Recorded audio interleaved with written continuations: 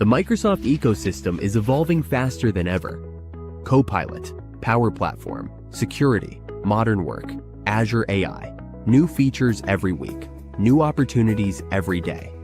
But learning is scattered. Events are expensive, limited, and difficult to access. That changes now. Welcome to M365 Con, the world's largest online Microsoft 365 convention. 2 powerful weeks, 1 week of workshops, 1 week of free global talks and keynotes. Build your own learning path with expert-led workshops. From Power Platform to security, from Copilot to Azure AI, you choose what matters to you.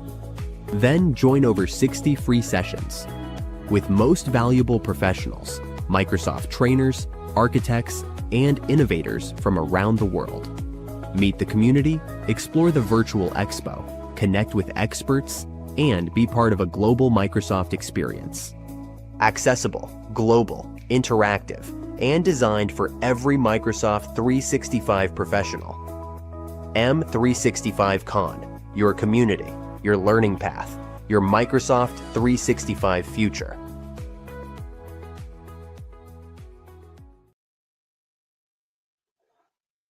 Hello and a warm welcome to the M365 Con. Today here with me, Knut Relbe-Moe and Martin Rövekamp, with the topic, the knowledge agent in SharePoint are soon going to be in GA.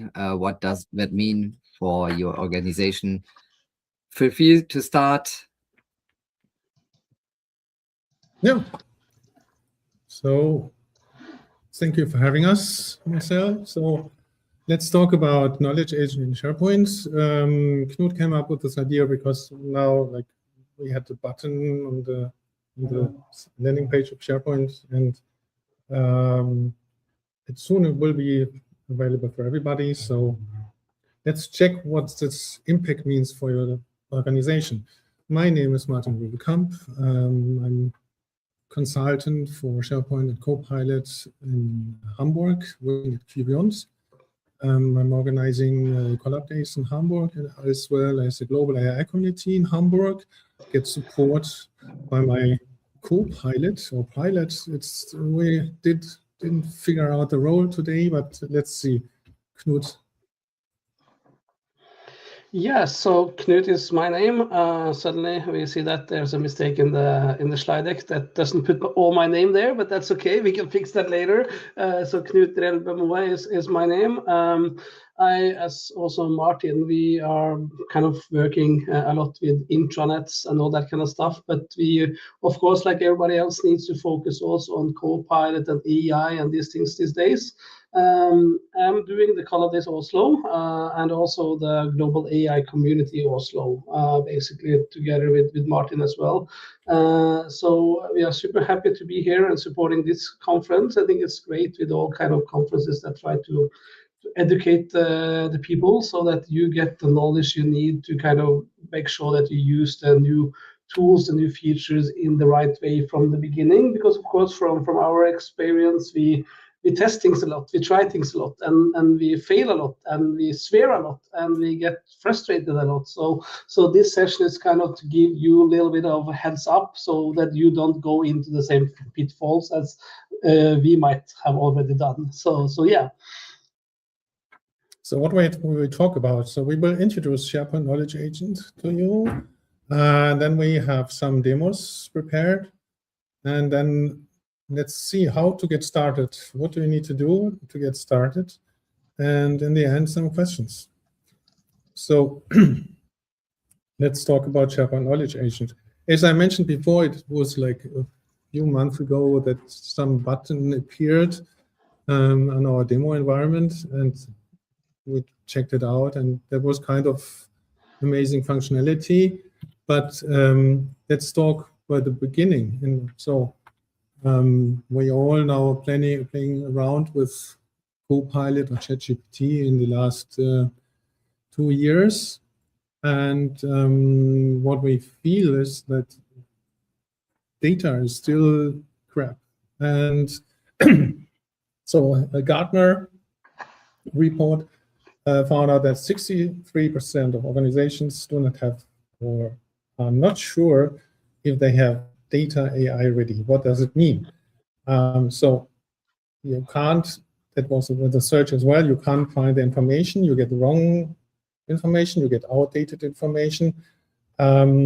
It's time consuming to keep all the stuff done, and the governance, do I really give away information which shouldn't be given away? So, and this means that with, let's say, with a knowledge agent, we will show you how SharePoint and knowledge agent can support you to come from chaos, content chaos, to Copilot ready. And this is kind of part of the first demo we will have, how the admin can provide better content for your SharePoint environment or for Copilot. So the knowledge agent has many functionalities. So one is like really taking care of your content. So it improves your responses. You can drive your business processes. You can get some workflows. You can get some policies, and you can also set some rules like to keep the content fresh. So that means make sure what kind of content is outdated, and it will analyze it for you, and then you can put it away. It also supports you with the context stuff. So it will create columns, it will autofill these columns and support you to get more content information and to search or filter for it. It also makes the content really fast usable. So if you have a document library, as we see here, and you just let it organized by the knowledge agent, then you have information out of your documents already available in new columns. So automation, so you can get information out of a website. You can ask a question in regarding just to this SharePoint site or to a SharePoint library. You can also create your own knowledge agent based on document library or a document.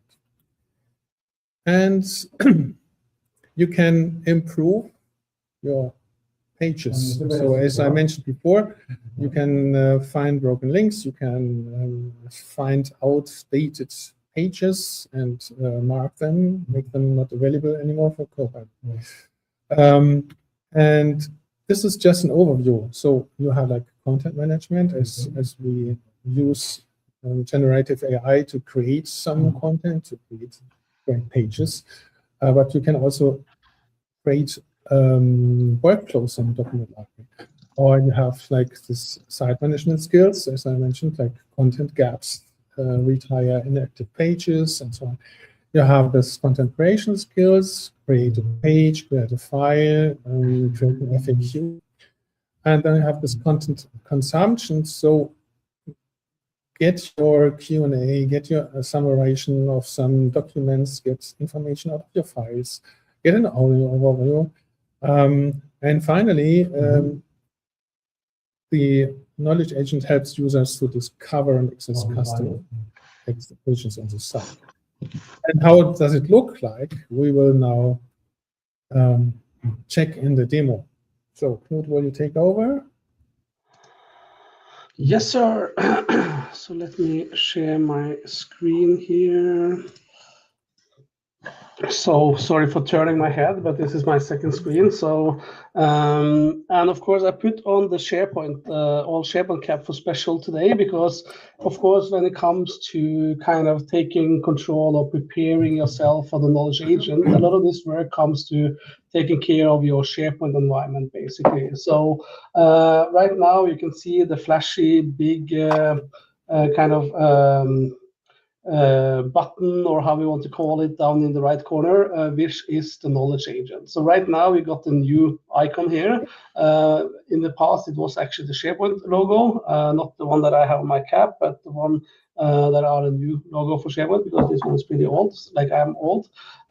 So that was kind of like why I wanted just to have the hat on in the first place. People that knows me knows that I don't use caps that often, but I thought it was kind of nice to kind of tie the little bit of impression back to SharePoint, because if we want to have a good functioning knowledge agent, it's all about how that also helps us, how the knowledge agent can help me as a site owner, basically, inside of SharePoint, to do a lot of things here on the end of SharePoint. So as we saw from some of the slides that Martin as well shared, we can do a lot of things here. First of all, we can create a page, basically. So like in the past, we had to go into the new button behind here to create the page, and it was kind of dull in a way, because we didn't get any help, or I didn't get any starters, so I could write the prompts, and based on kind of the natural language, I could get the page. So this is like where, from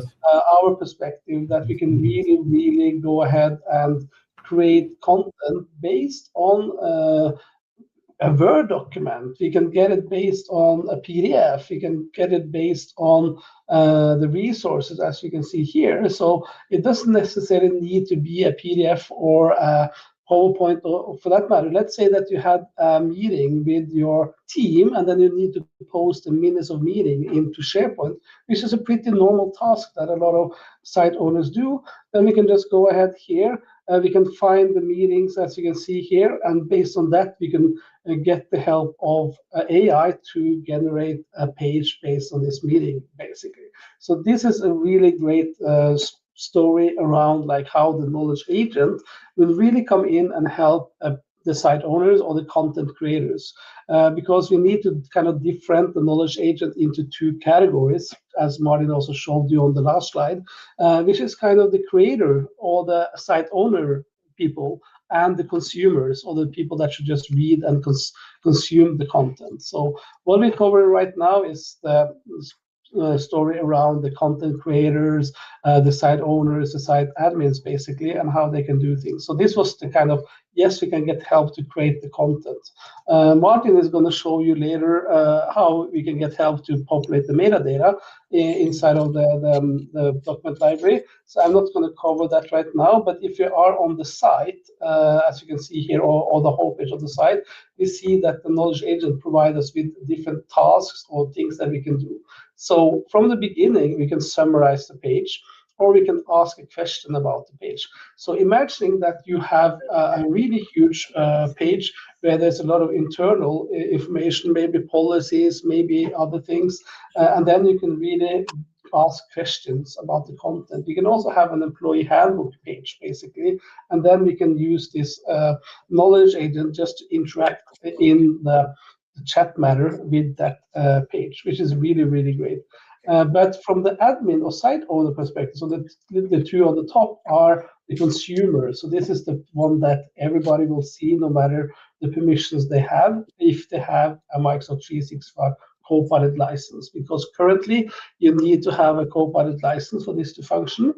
This might change before we go into general availability, but this is the current state of it. But the last two are the ones that is for the site admins or the site owners. So for instance, if you have an old site, you can also go in here and click, for instance, here you can click like find content gaps. So maybe they are, you have a site that is all about HR, and then the AI will help you to find out, oh, you're missing some information on this site.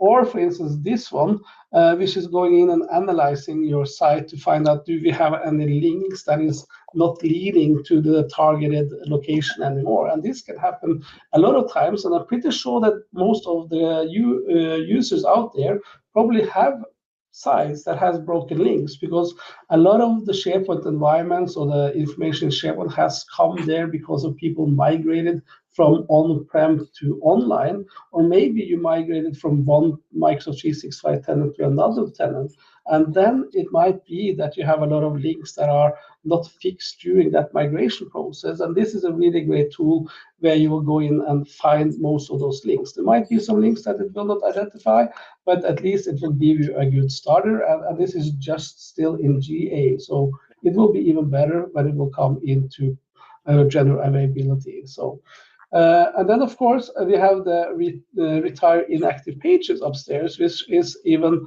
more nice, because like if you have a site, there's a lot of pages that nobody has accessed for the last 60 days or 90 days or whatever, then there might also be a good idea to retire them, because again, when it comes to Copilot, of course, the more knowledge Copilot works on, or the AI works on, the more time it will get to get good responses, or the more chance there is that it's like hallucinating results that you're going to get back. So this is a really good tool to help us to make sure that my organization will be ready for basically the Copilot.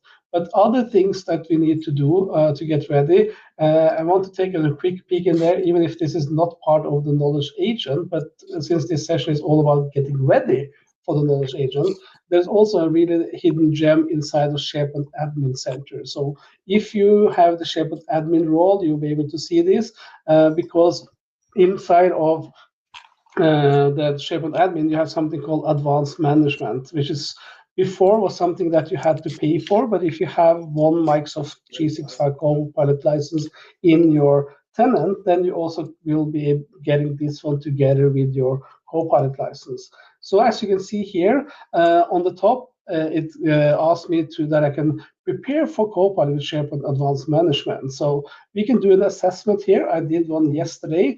So you see that, for instance, it's found out that 96 sites require attention, which is 30% of the sites in my tenant. And of course, my tenant is not that actual, because this is kind of a demo tenant and not one. So probably in your environment, it will be a lot different numbers than what you can see here. But you see that I have 12 sites that is missing ownership. So that means that there are no owner as added to that site. So this is where it will come in on the governance side. It will take kind of re-clean the sites and so on. And you see here, we can click on this one, and then you see that we get the recommendations. It found 96 issues. We can go to the inactive site policy page to create an inactive site policy, so that we can notify the owners about this, so they can take actions, which means that they can either retire the site, or maybe they can do some changes to the site. So this is where like the SharePoint Advanced Management really comes into play, and will be really coming in and providing us guidance, providing us help to make sure that our organization will be ready for the knowledge agent that is coming. And of course, in the beginning, you can kind of choose what sites that you want to have it on, or exclude sites. You can put it out everywhere. But we all know that probably after some time, Microsoft is going to enable this button by default. So it's going to be there whether we want it or not. Like it's right now that we have the control to choose if it should be rolled out, choose which sites it should be rolled out to. But if you're considering like what happened to Office.com, that suddenly got a takeover from Copilot, I'm pretty sure that if you look 6 to 12 months in the future, we're going to have that button down in that right corner, whether we want it or not, as long as we have a Microsoft 365 Copilot license, or whatever licenses that Microsoft will require us to have, or pay as you go, or whatever, for that button to show.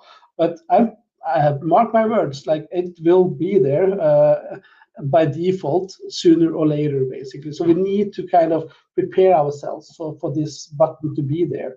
And then one of the things, we can go ahead and use Advanced Management to do this content assessments. So you see that we have 96 site requires attention when it comes to the life cycle of the sites. And then we have 74 sites that actually requires attention when it comes to oversharing.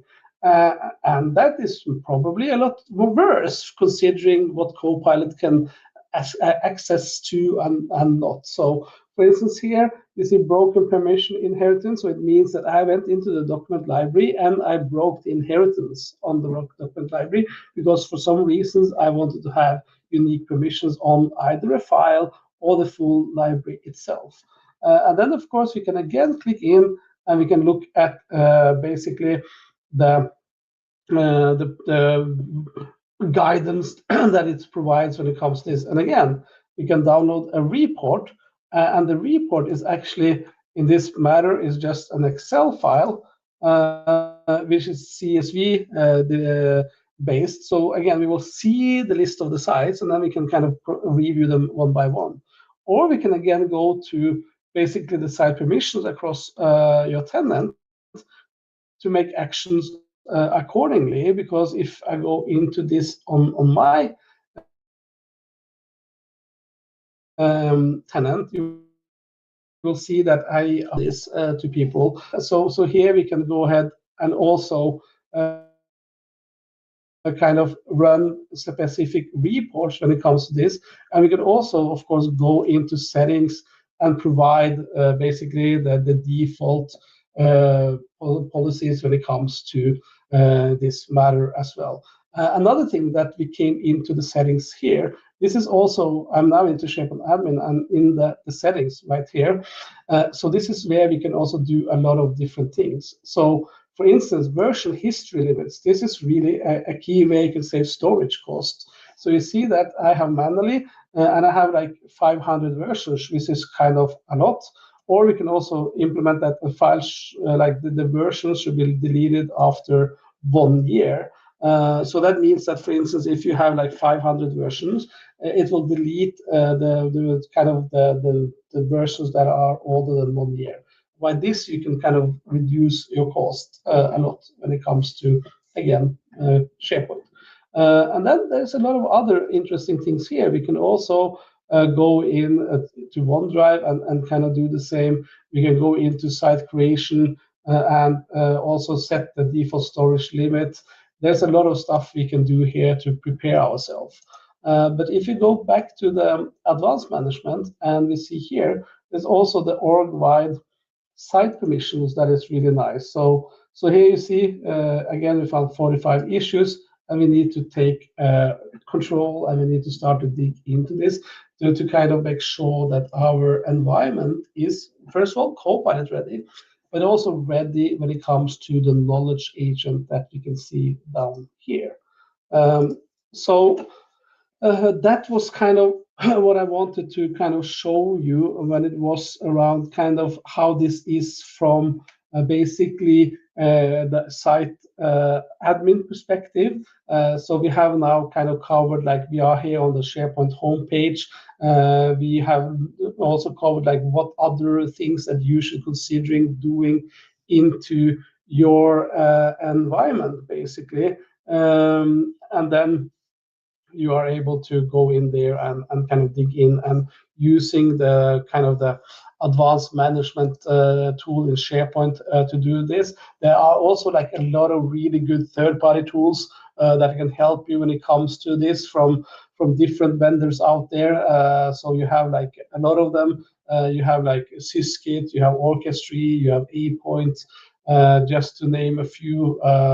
There's a lot of them. So if you have like a wish to kind of go outside of the Microsoft out of the box offerings, there are a lot of third-party tools that can also help you to kind of clean up your environment and make it knowledge agent ready, basically. So but with that being said, Martin, maybe you want to take over to show how we can also use the knowledge agent to kind of improve the metadata inside of SharePoint, because that is also key when it comes to Copilot and getting good responses from Copilot, and a really good and exciting feature of the knowledge agent. Yeah, and just to mention third-party tool, also ShareGate has offers the possibility to analyze your environment, not only for the migration, but as we already have the information for the migration, we can also use it for data governance and prepare it for the AI functionalities like Copilot and our knowledge agent. So I'm back in our demo environment, and I have like a document library called leasing offers. So I have like here a list of leasing documents, and I can use now like the add column button. And when we have what's also new in the preview, it's like the classification. What does it mean? We have been talking about metadata, and let's see how it could work like this. So okay, I click here, click on next, and now a control pane opens on the right. I give a name for this column. It's called vehicle type, and then I have a description for this column, type of car. And now I can set categories. That means that this is the content for your metadata, so category. So I have like car. No, let's say Avant. Avant. Next. Ah, I need some more. Sorry. Hello, hello. Cancel once again. Classification next. This is live demos, not Yeah. slides, so this is perfect.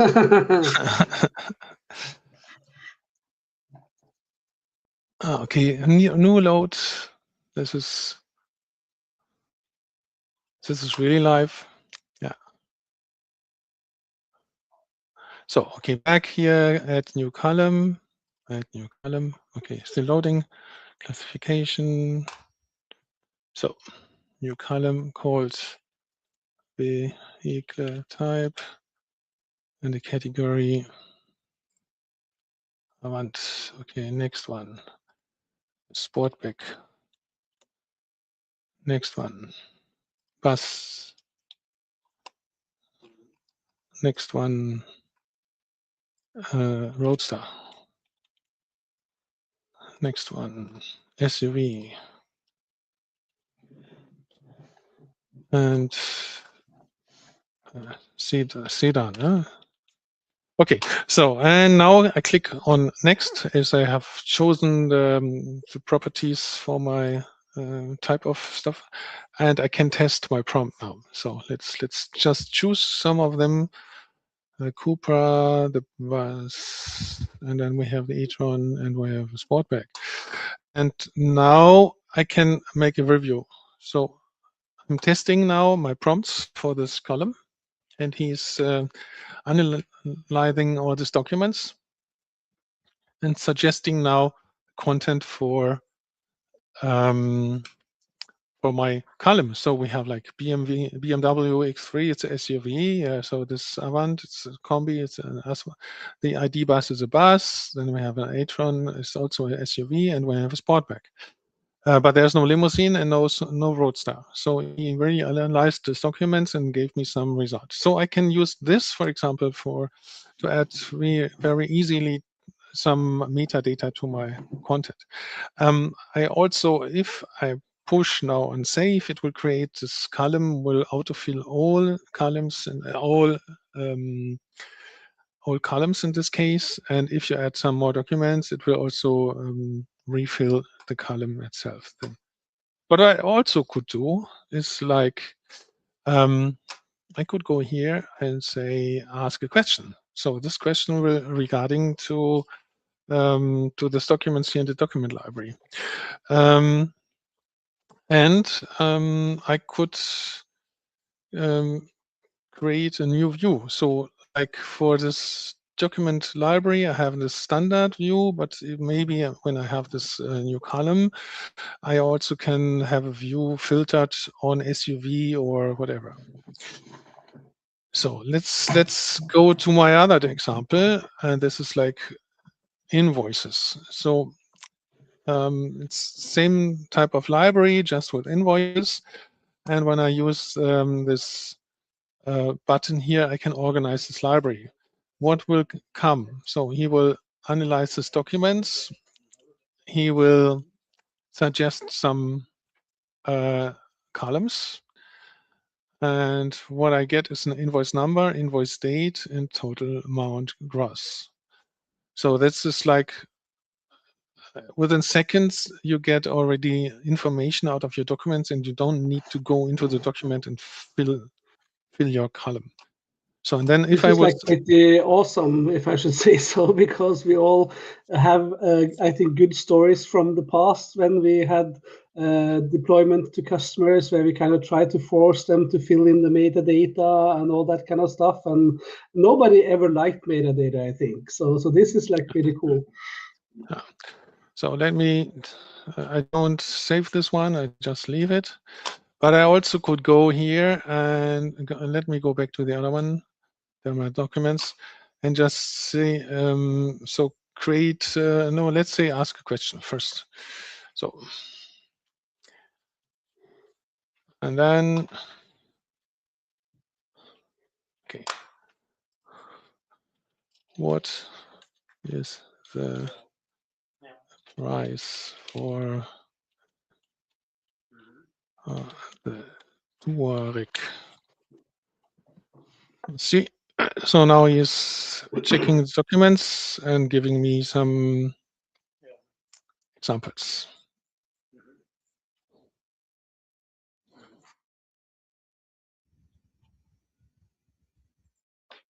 Yeah, takes some time. So maybe in this case, when I ask the document, it may be faster to open the document itself.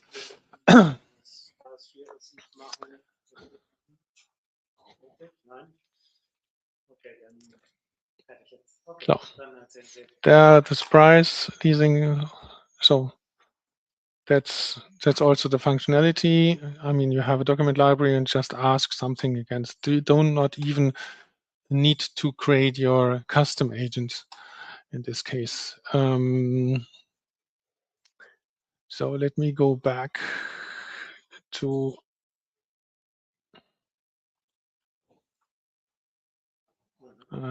we can also use this one. Yeah.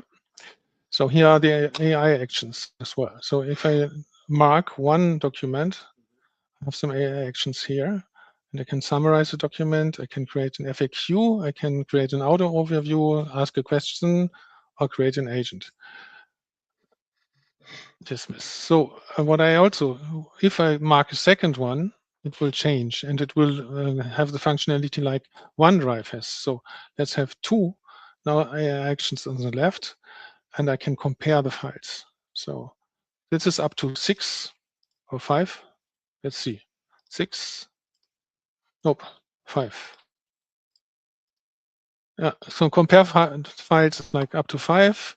But let's just compare 2 of them, like the A6 and the Cooper and the Touareg. Okay. And now compare the files. And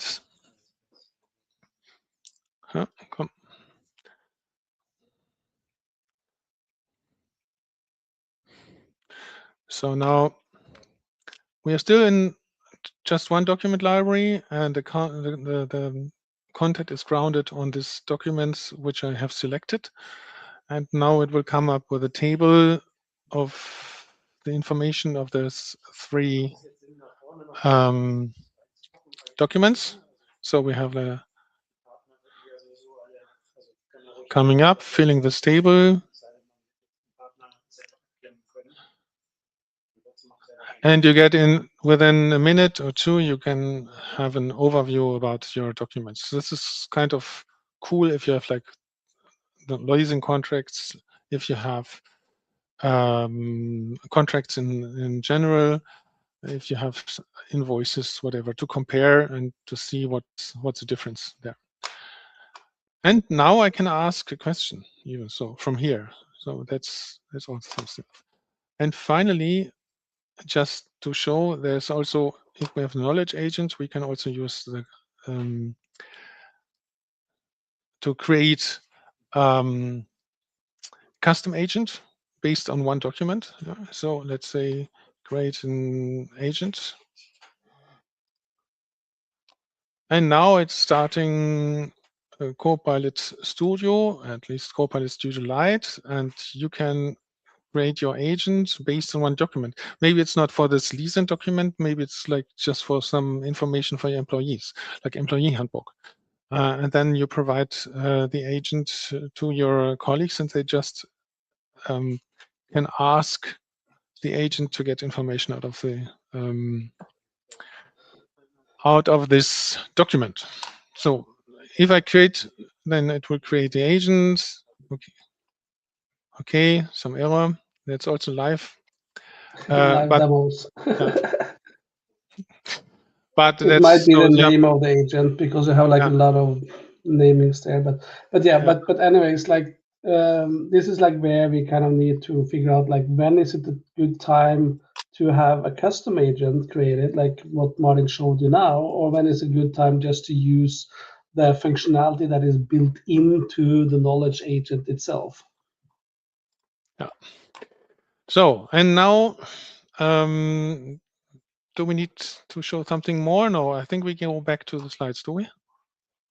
Yeah, I think we have showed everything. So just to kind of point out also like what Martin tried to show you here is that if you create basically a custom agent inside of SharePoint, this one will be also available into the Copilot chat, just as an agent that you will create from within the Copilot chat itself.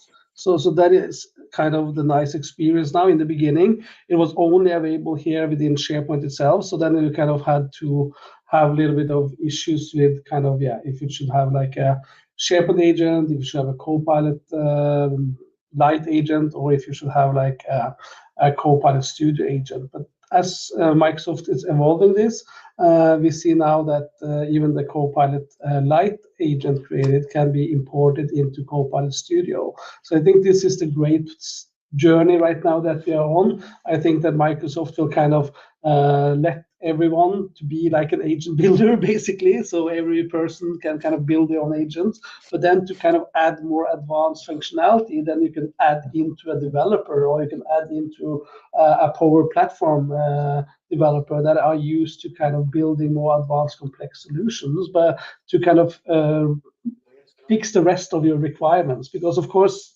sometimes you have more requirements than what we can fulfill with just the agent that Martin is showing right now, that is actually providing a lot of information when it comes to kind of the cars or the leasing demos here.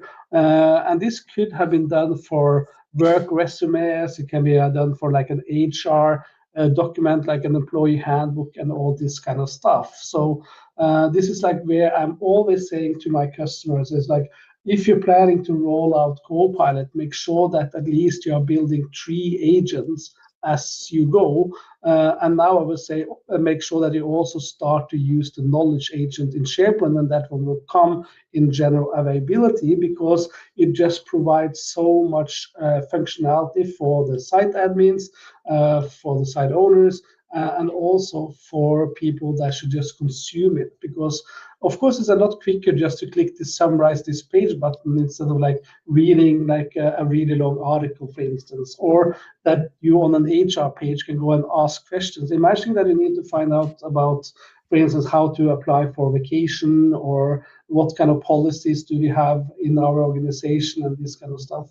And you can just simply ask it directly from the knowledge agent instead of trying to find out where on the site is this information stored. So this is kind of like where we need to get into, like where to get started. Like how can you as an organization get started?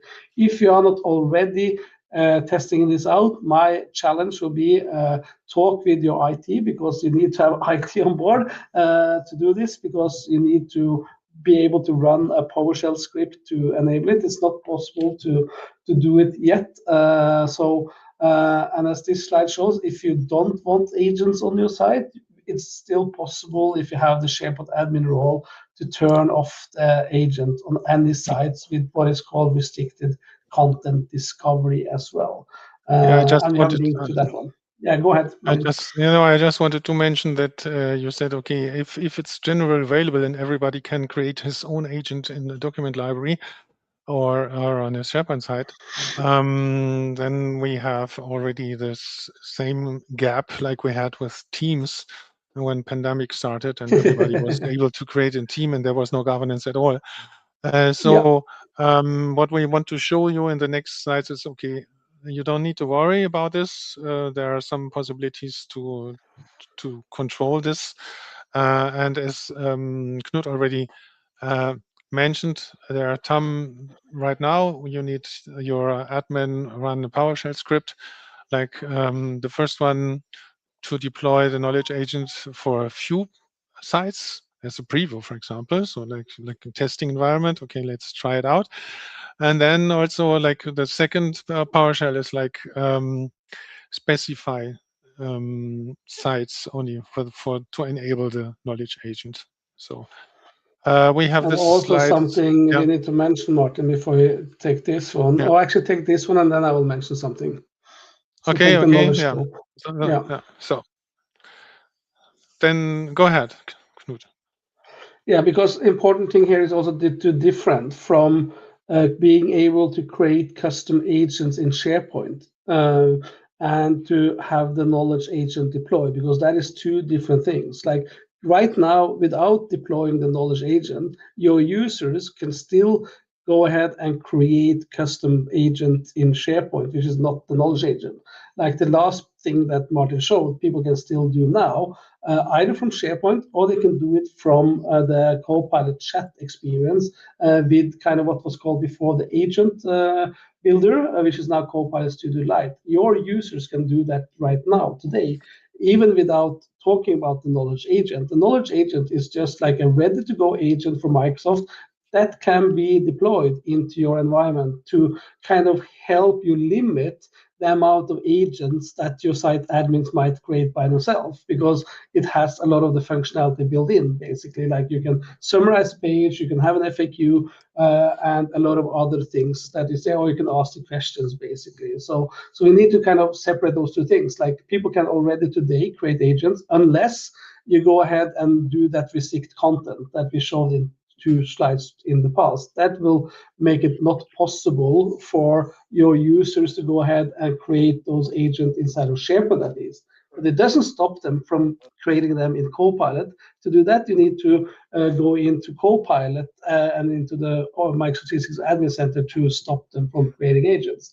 But I'm not going to say that you should stop them, because I think that is kind of, you are going against the train, basically, and you're going to be hit some point of time anyways. So what you need to do here is to apply governance. You need to apply rules of how to build agents and who should be allowed to build agents within your organization.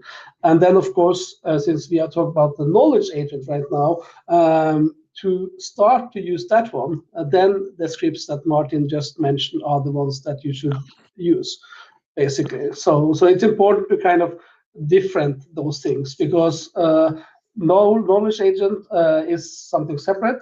This one you need to have a PowerShell script to enable and roll out. The custom agents, they're already there, and people are probably building them today while we talk here. So that's like just an overview. We were asked to show something for the licensing. So maybe we already discussed this knowledge agent and custom agents. You explained it now. So we can jump in. Here's maybe some technical overview. So the knowledge agent, as you mentioned, owned by Microsoft, and the custom agent can be done by the content consumer itself. It even doesn't have to be the content owner. So there's like some really interesting differences. But now the licensing model is it's right now available through Microsoft 365 Copilot license. So if you have a Copilot license, you can use the Copilot agent as long as the admin has deployed it. Pay as a go is right now not available as an option, but yeah, it might change in soon when Microsoft gets some idea. Yeah. like the small text on the top, there will be some changes when it comes to the SharePoint site agent when Microsoft will go live, but we don't know what it will be yet. So we have to also to wait to know like what the license changes will be. But right now, as Martin says, you need to have a Copilot license to utilize the site agent, and I think that is why Microsoft will come up with some ideas about this as well, because it might be that some of the tasks here is something that a person that necessarily don't need a full Copilot license could have a lot of help of from the knowledge agent, basically. Yeah, So for example, that's if FAQ, if I use the FAQ web part in SharePoint, the consumer doesn't even need any SharePoint Copilot license.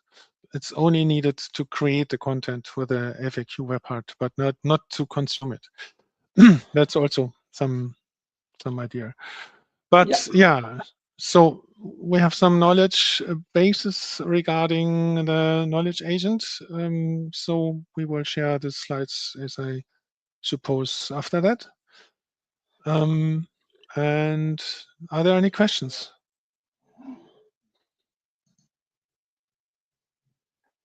So Mirko, are there any questions in the comments? Yeah. How can I use the SharePoint for the Power App smoothly by using SharePoint list of 20,000 records? How can optimize the performance other than delegating? It's not the question regarding to your topic. not very relevant, but I would say like as everything else, this is you need to just architecture your solutions so that they are working. But of course, you could probably go ahead and fetch X number of list items at the time, basically, and then collect them in the list on your end, so in the back end. But yeah, it's not the first time we get that questions about the limits of SharePoint. So, and as I learned, there are some limitations regarding the connectors. So if you have the free connector, there's a limit of 2,000 items in one a call, I think, and if you have the professional, then the limit is not there. So maybe also this affects your architecture there. Yeah, and this also like to revert it back to. Yeah, go ahead, Marcel.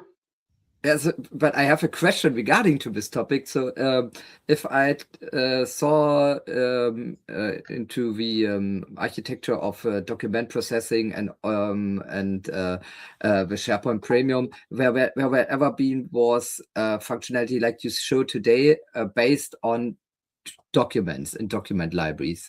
So my main question is, so you had an overview where there stands SharePoint list. Is it possible to aggregate or not yet? But will it coming? But this is coming. Yeah, it's coming. This is great. This is great because this is a really missing feature.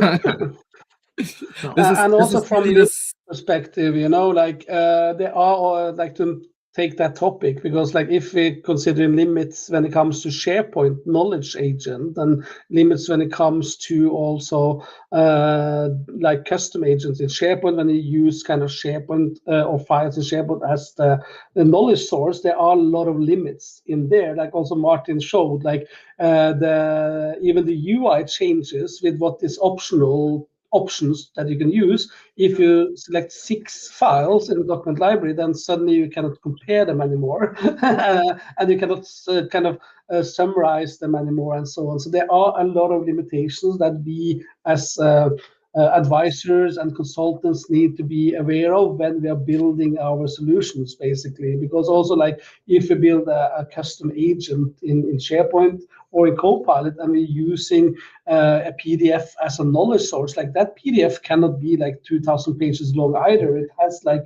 a lot of limitations to how long or how many sentences or words, paragraph, whatever you can have in the document. So it might even be like for Copilot to function better, if you have like let's say 600 pages long document, maybe you should split it up in 6 files so that Copilot will basically index 6 files at the same time instead of like indexing one large. So these are things that we kind of need to now be aware of. And of course, as we all know, those limits also change and increase over time. So what is possible now, it might not be what is possible in 3 months. So we have our hands full, let's call it like that. So yeah, I pray. I hope it will coming soon. But so as a summary, so Bülent said us in this workshop last week, where's no MCP server for SharePoint. This is one missing point, I think. This is the other missing point, because documents are good, and I think one main topic in SharePoint, but lists are also important. And yeah. And if this feature are coming, I think a lot of people will do more and more with this knowledge agent, because I saw so many Power Apps, for example, are built on custom lists and other stuff too. Yeah, that's why it's so important. So I want to say thank you, because the next session is still waiting. And the next session is with me and with my co-host Jayesh. So I want to thank you. This was a great session. Much insights regarding the topic behind SharePoint Advanced Management, very important. So the next session is XSPX AI. Build your SharePoint webparts with Bring Your Own Large Language Model. See you in 9 minutes again. And Knut, Martin, have a nice day. See you. Yeah, thank you. Okay, bye. Bye-bye.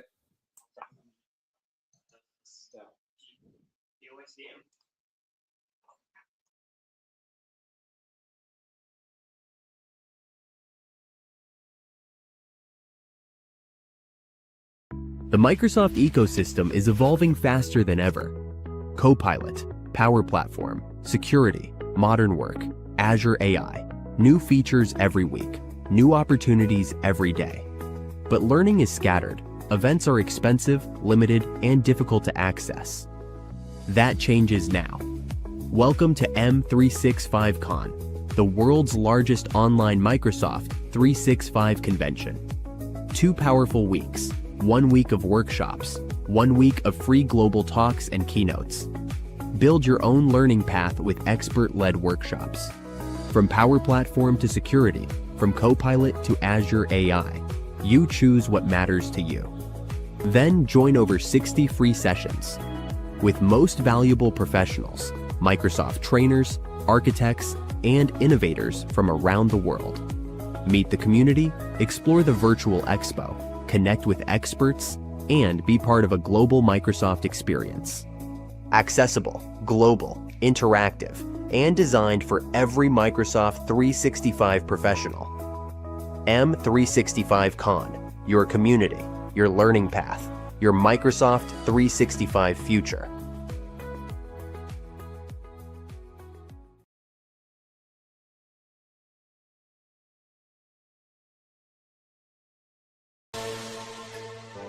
Welcome to Power Bros Knowledge, where Power Platform meets pure innovation.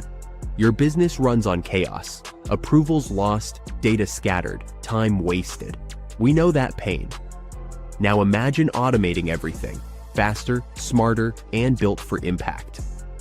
That's where Power Bros come in, architects of digital change. We don't talk trends, we build results. Our Knowledge Hub turns expertise into action. Real tutorials, real automation, real impact. Whether it's Power Apps, Automate, Logic Apps, or Entra, we make it work together, smarter.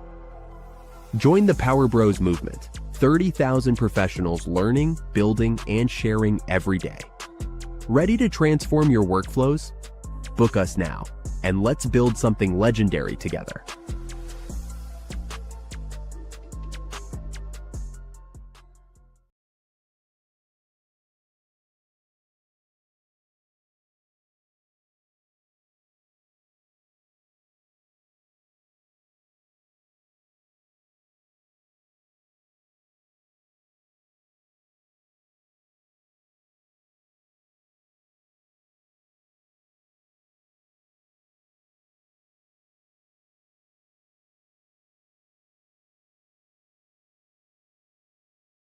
Hi, I'm Sean, and I train people to become Power Platform Solutions Architects. If you're watching this, you know Power Platform, but be honest, when you're building a solution, are you using the best tools to solve the problem, or just the tools you know? If you love building powerful, scalable solutions that make your company money, let me share why our training is different. We've noticed that the best architects know a series of best practices and they apply them to every project. So we took all these best practices and put them into this course. The Microsoft ecosystem is evolving faster than ever. Copilot, Power Platform, security, modern work, Azure AI, new features every week, new opportunities every day. But learning is scattered. Events are expensive, limited, and difficult to access. That changes now. Welcome to M365 Con, the world's largest online Microsoft 365 convention. 2 powerful weeks, 1 week of workshops, 1 week of free global talks and keynotes. Build your own learning path with expert-led workshops. From Power Platform to security, from Copilot to Azure AI, you choose what matters to you. Then join over 60 free sessions with most valuable professionals, Microsoft trainers, architects, and innovators from around the world. Meet the community, explore the virtual expo, connect with experts, and be part of a global Microsoft experience. Accessible, global, interactive, and designed for every Microsoft 365 professional. M365 Con, your community, your learning path, your Microsoft 365 future.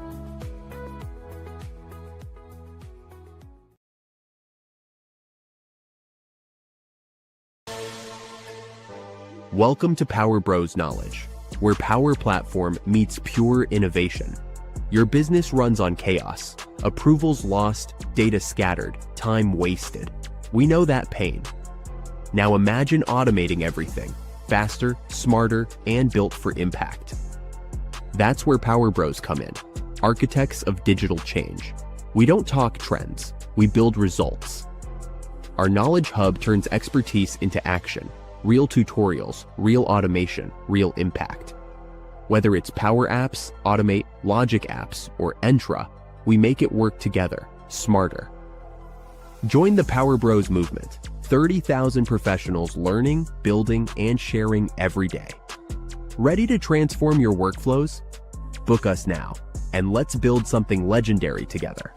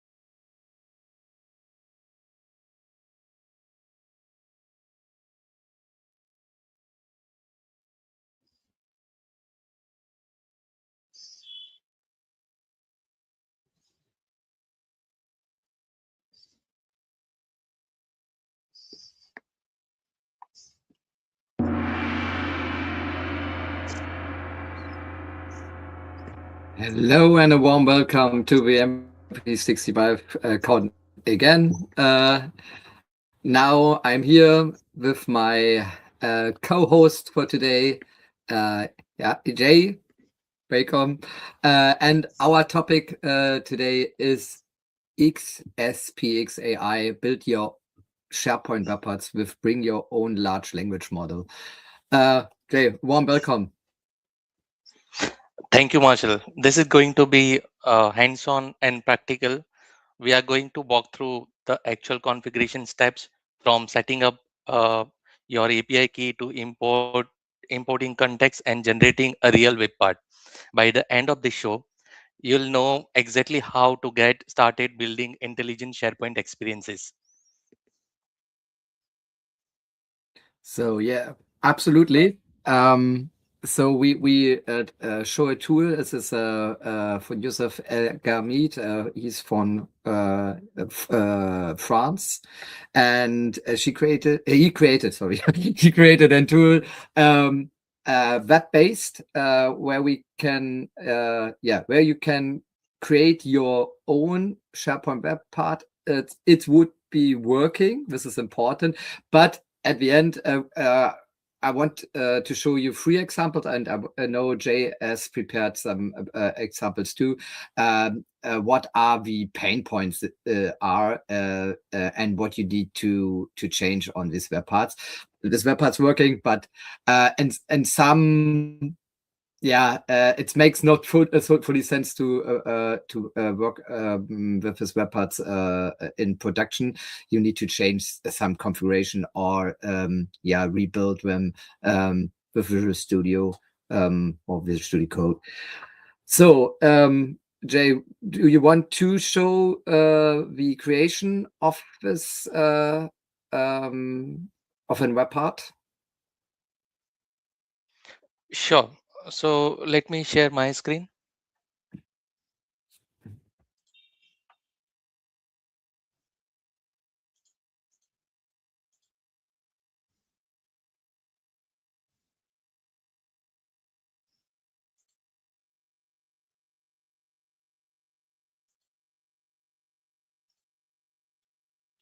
So I have a let me open the site. So when we open this I see Xspx nothing. site, actually the interface which we can show that where uh, are you able to see my screen now? No, yeah. It's was like perfect. Now it's Okay, yeah. So we just need to open this xspx.com, and the home page itself. We can see that where amazing XSPFX web part begin, and under that we can see that turn your idea into amazing web parts in seconds. Now, uh, so from here we can select the model. So for this particular demo, we are going to select Anthropic, and uh, this is the model which we are going to use, Claude 3.7 Sonnet. So the thing is, this Claude 365 3.7 is the latest and powerful model from Anthropic. Okay, and under that we need to provide this API key. So how we can generate this API key? So for that we need to open, uh, let me show you.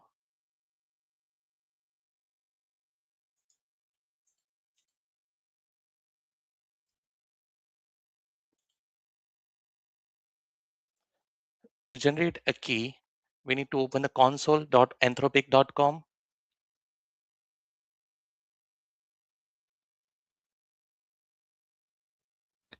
just for the information while we're waiting. It works with other large language models too. So, for example, from OpenAI and so on. So, if you have our API keys, you can use it too, or Grok. Oh.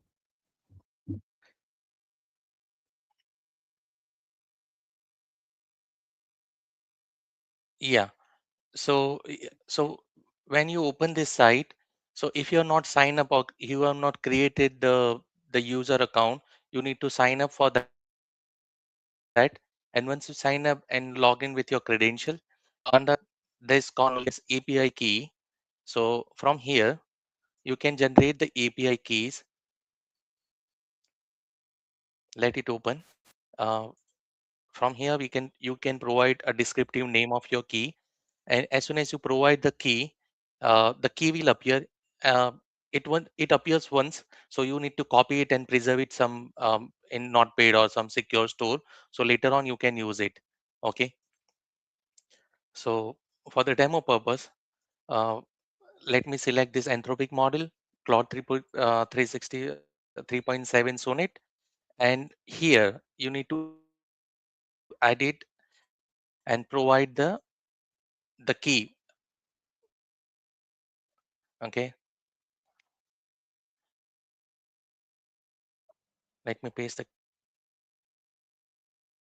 key.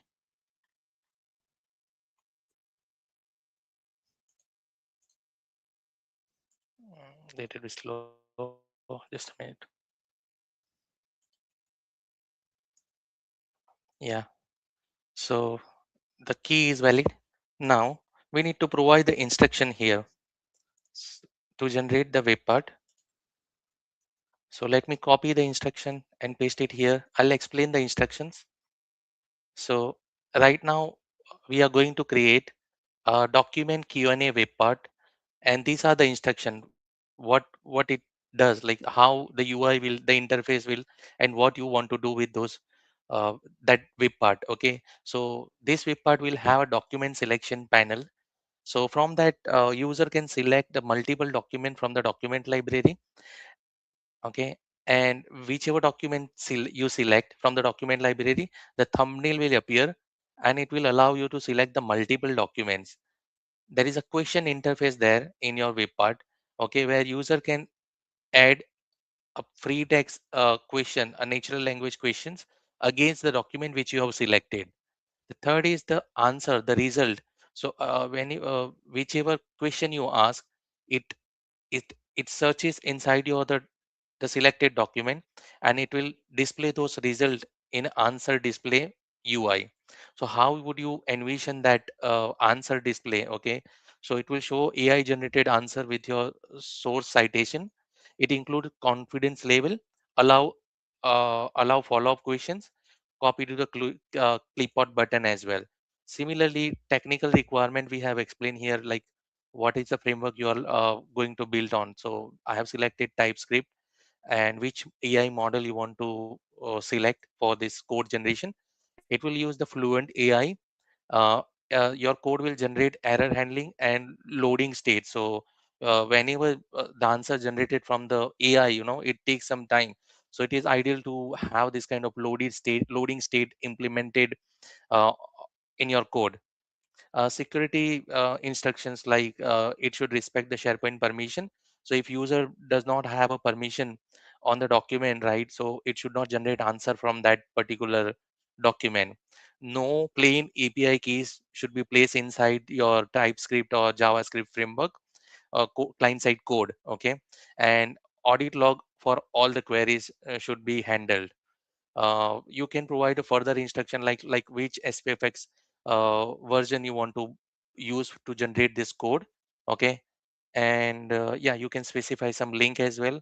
I have also specified like the project structure, how it should generate the project structure. So I can provide that as well. So it will generate the project structure like that. Now, uh, yeah. So once we provide this information, then magic will happen. I just need to click here, and you can see the code generation will start gradually, and it will generate the instruction here, like how it is generating the code. Yeah. Important So to know here, meanwhile, it will take a lot time. So that's why it will we take a lot fill the of time with about information. yeah. Yeah. So meanwhile, it generating the output. Let me, I have downloaded that code in Visual Studio already. So let me explain you here.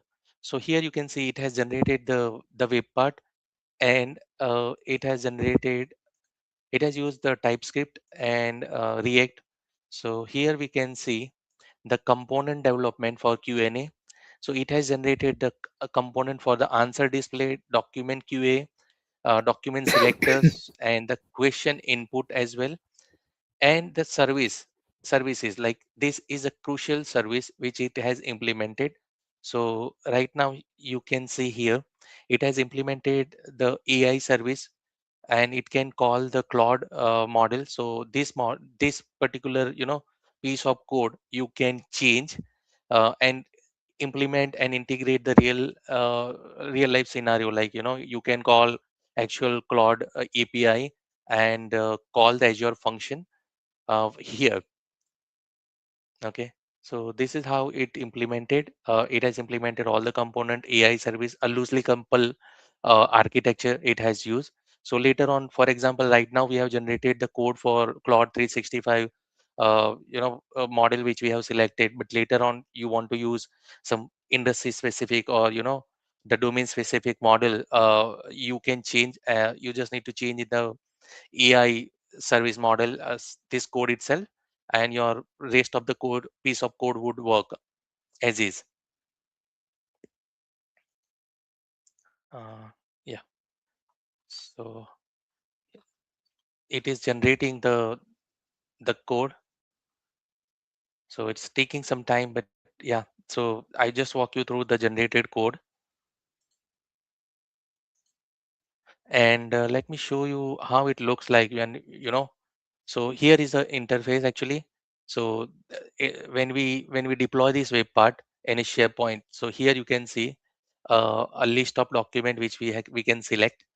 Okay, and on top of the selected document, here we can ask the question, and it can provide the answer from those document which we have selected. And we can there is a follow-up, so we can ask a follow-up question as well, the the document and the which page this information contain.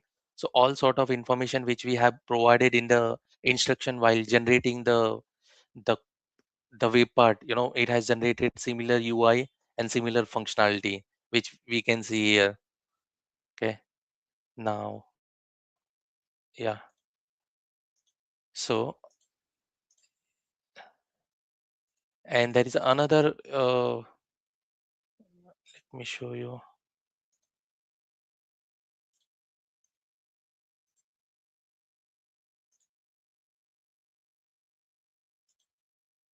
Yeah, so there is another FAQ web part which it has generated. Here you can see the auto generated.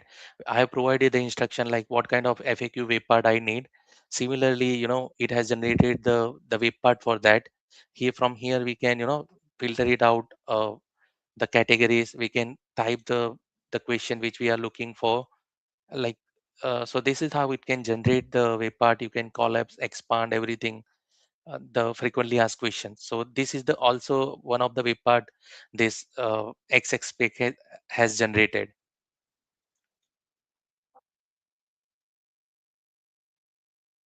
Yeah, let me see here whether it has started generating the.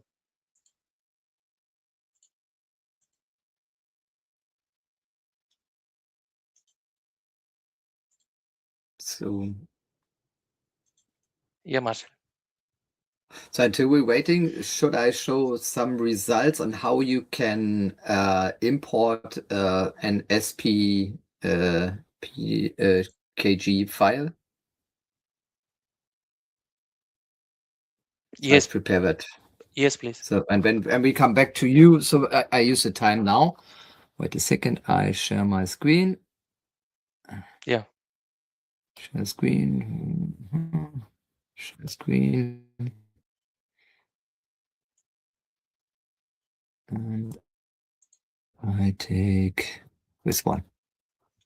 I said this before. Is it?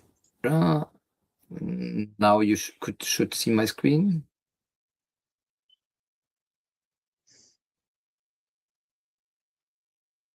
Is that the right one?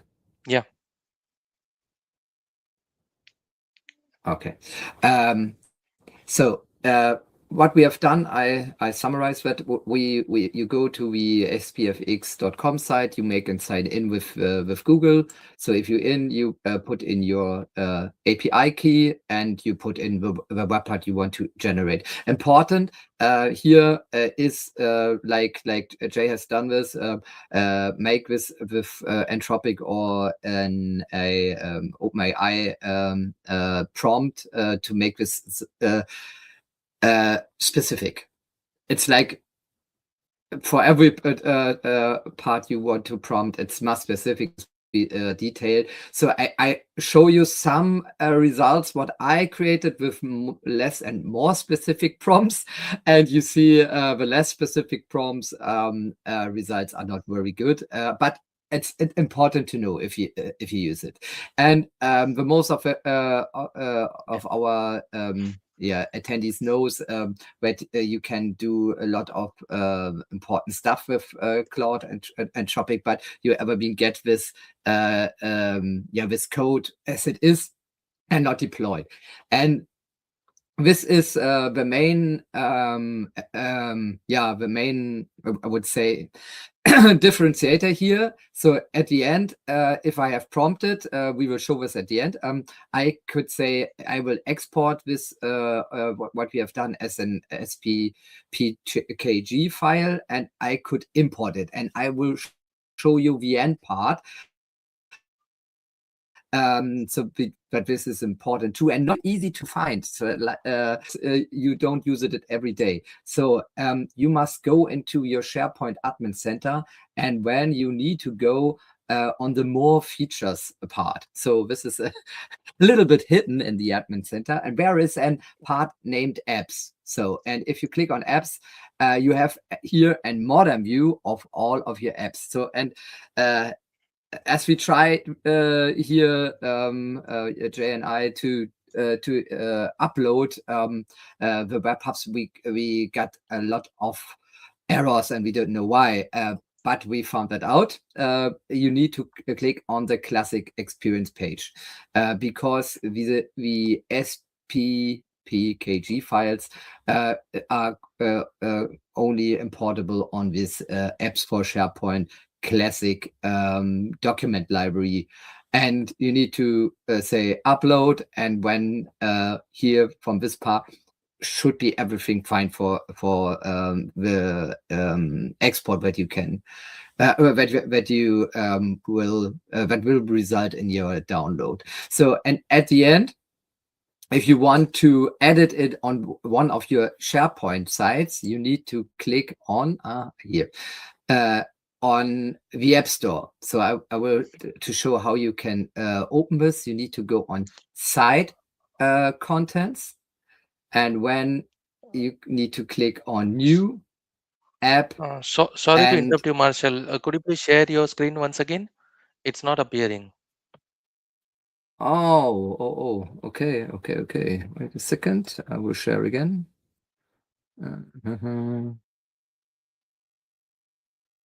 Oh, it lost my sharing. Oh, not fine. So, and when I will show the, now it's back. Okay. I want to show this part again. I think here. Yes. This was the lost part. So if you click on Site Contents on a site collection, you can click here on New App, and when you will see here in the section Edit Apps, your app. This is here the 4 web parts what I added. And if I click on my site, so it is not, for example, now possible if I click on site collection to add a web part. It's really easy, and I show you how you can find this. For example, you click on plus, and here's under frequently used, or you can find this under advanced section if you have hadn't used this before. Here must be your web parts. Here this free one is what I added, and the results are from amazing to could be better. This was one simple prompt. What I created was regarding to let me show all SharePoint administrators on in a list on the first site, and it looks like an list overview. We publish it, and when you see it, but you see it's this web part is not really correct sampled here. It's that this was an short prompt from my side, and the result is okay, but not really good. And you see this here with Contoso, and I have not a Contoso page. You get here in this web part, I would say example data, and you need to change in the code the part to let this refill automatically with the SharePoint admins from the existing sites. So this part was not created automatically. And better web part solution, I think, is an team and organization chart. I created this with much more prompt indication. And for example, I see here I have here free views and team view and RACI view and functional view about an organization. I think this is a really cool web part, and I can click in and click out. Yeah, and I could go from this part to this part. Yeah, here was my description. Yeah, better.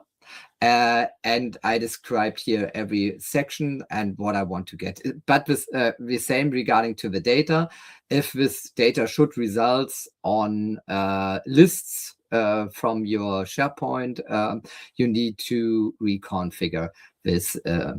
But if we talk about time savings here, if you want to develop a web part like this time saving is amazing. And the last web part I want to show you is the social media web part. So my prompt was I wanted to an integration of Instagram, Twitter, and X, and I get a web part here which shows the results of Twitter, X, and Instagram. Here the same regarding to the integration and the configuration. It's possible to change a little bit on the code side of the web part, but from a first prompt, I think one result is okay, and two results are really good as an inspiration. So we have used this time because this was important, because I said this before, it takes a long time for the generation up to 10 minutes, and when it's possible to to export it or to reconfigure it. So Jay, is it ended at the moment, or it's still running?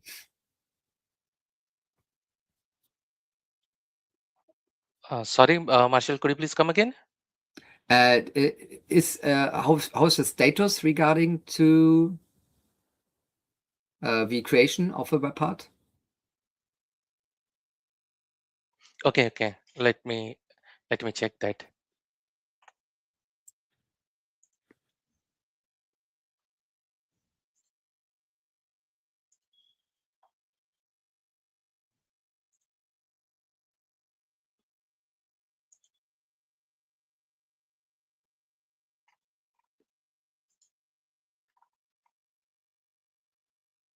Yeah.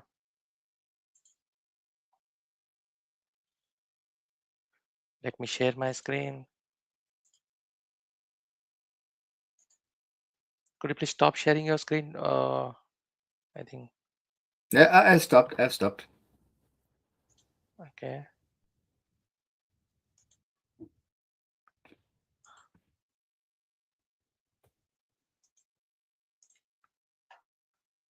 Yeah.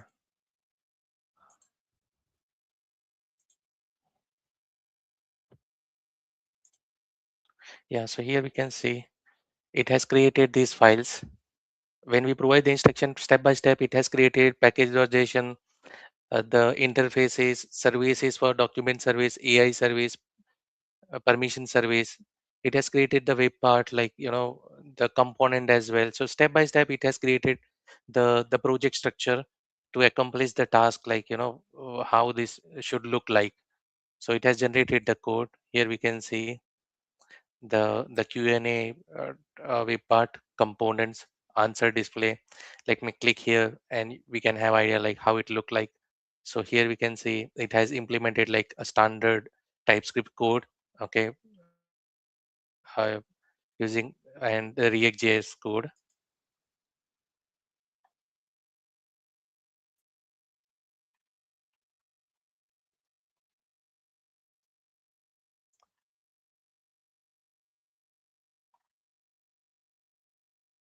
Yeah, and which we can synchronize this code. We can synchronize, even we can export this can we the code we can download. I know Visual Code. Okay, and even if you generate the preview as well. So let me show you the preview somewhere. Yeah, so this is the preview. Once your code get built, okay, node packages get installed and everything. So in preview section, like you can have an idea, like this is kind of a workbench. You can have idea like how your uh, uh, web part is going to look like in your SharePoint page. Okay, the similarly this. Okay, so this is how it works. So the code is generated. Yeah, Marshall, over to you. Any question?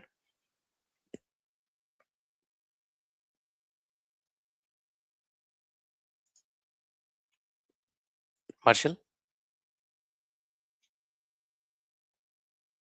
Hello? Hello? Yeah, so it seems to me I have network. Me? Marshall, your voice is getting break in between.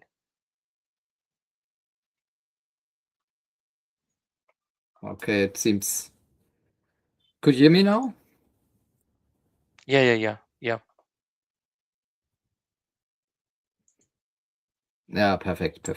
Yeah, and that's it. It's pretty easy to use. It's pretty easy to start. You can sign in with your Google account, and so if you have any questions, if you can click on the yellow button on the right This topic, one. yeah. So if you have any questions, and yeah, this one, yeah.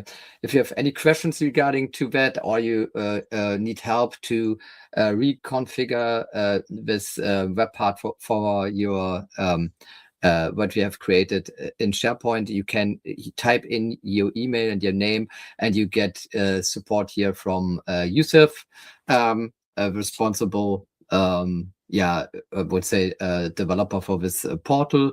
And yeah, so and the other part I show them, for example, I show this before.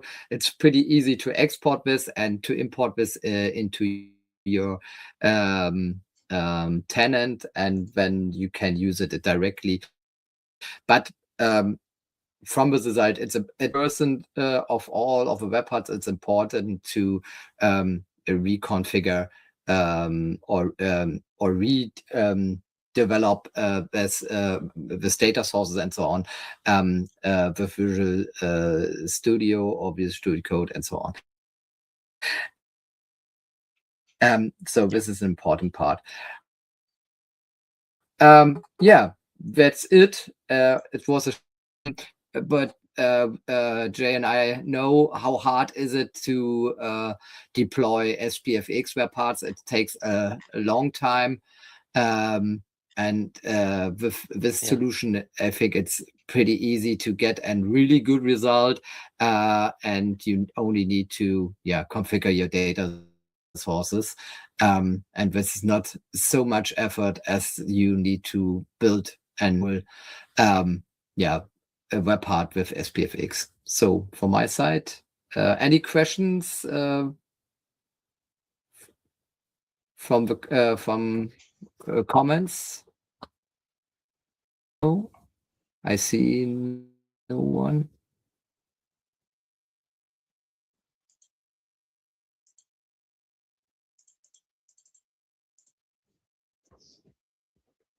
No comments. No, it's the new questions. Okay.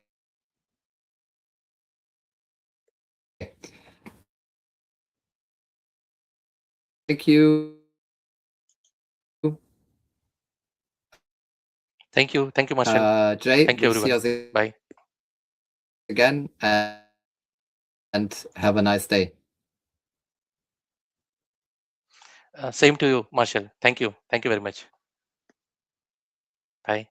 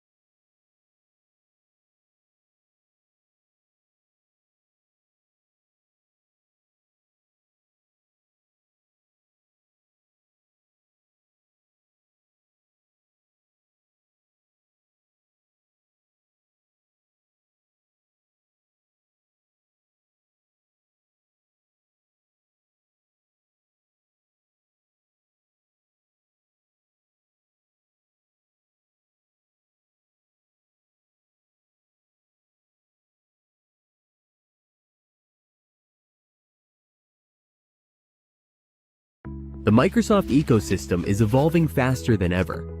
Copilot, Power Platform, security, modern work, Azure AI, new features every week, new opportunities every day. But learning is scattered. Events are expensive, limited, and difficult to access. That changes now. Welcome to M365 Con, the world's largest online Microsoft 365 convention. 2 powerful weeks, 1 week of workshops, 1 week of free global talks and keynotes. Build your own learning path with expert-led workshops. From Power Platform to security, from Copilot to Azure AI, you choose what matters to you. Then join over 60 free sessions with most valuable professionals, Microsoft trainers, architects, and innovators from around the world. Meet the community, explore the virtual expo, connect with experts, and be part of a global Microsoft experience. Accessible, global, interactive, and designed for every Microsoft 365 professional. M365 Con, your community, your learning path, your Microsoft 365 future.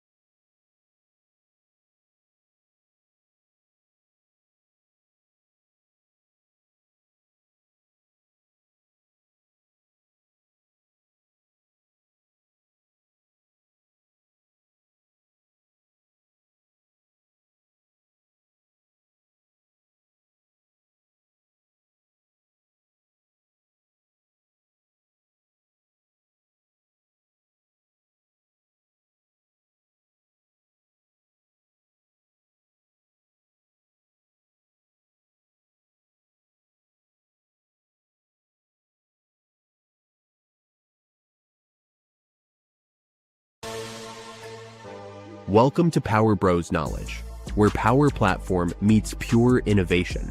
Your business runs on chaos, approvals lost, data scattered, time wasted. We know that pain.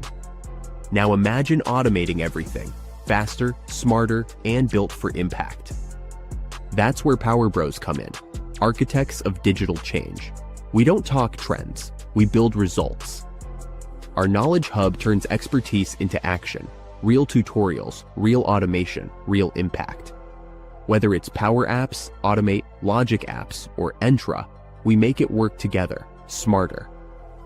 Join the Power Bros movement, 30,000 professionals learning, building, and sharing every day. Ready to transform your workflows? Book us now, and let's build something legendary together.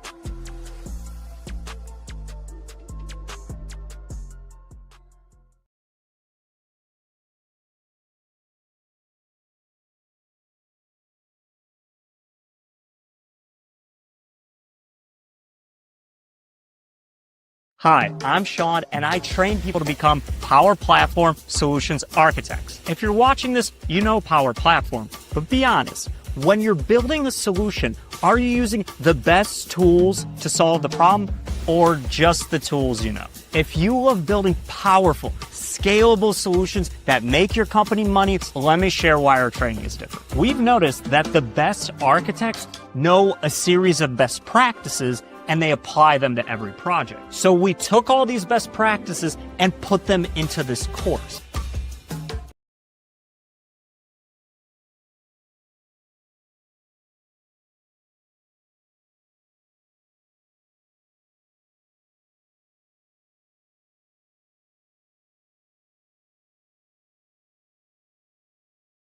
The Microsoft ecosystem is evolving faster than ever. Copilot, Power Platform, security, modern work, Azure AI, new features every week, new opportunities every day. But learning is scattered. Events are expensive, limited, and difficult to access. That changes now. Welcome to M365 Con, the world's largest online Microsoft 365 convention. 2 powerful weeks, 1 week of workshops, 1 week of free global talks and keynotes. Build your own learning path with expert-led workshops. From Power Platform to security, from Copilot to Azure AI, you choose what matters to you. Then join over 60 free sessions with most valuable professionals, Microsoft trainers, architects, and innovators from around the world. Meet the community, explore the virtual expo, connect with experts, and be part of a global Microsoft experience. Accessible, global, interactive, and designed for every Microsoft 365 professional. M365 Con, your community, your learning path, your Microsoft 365 future.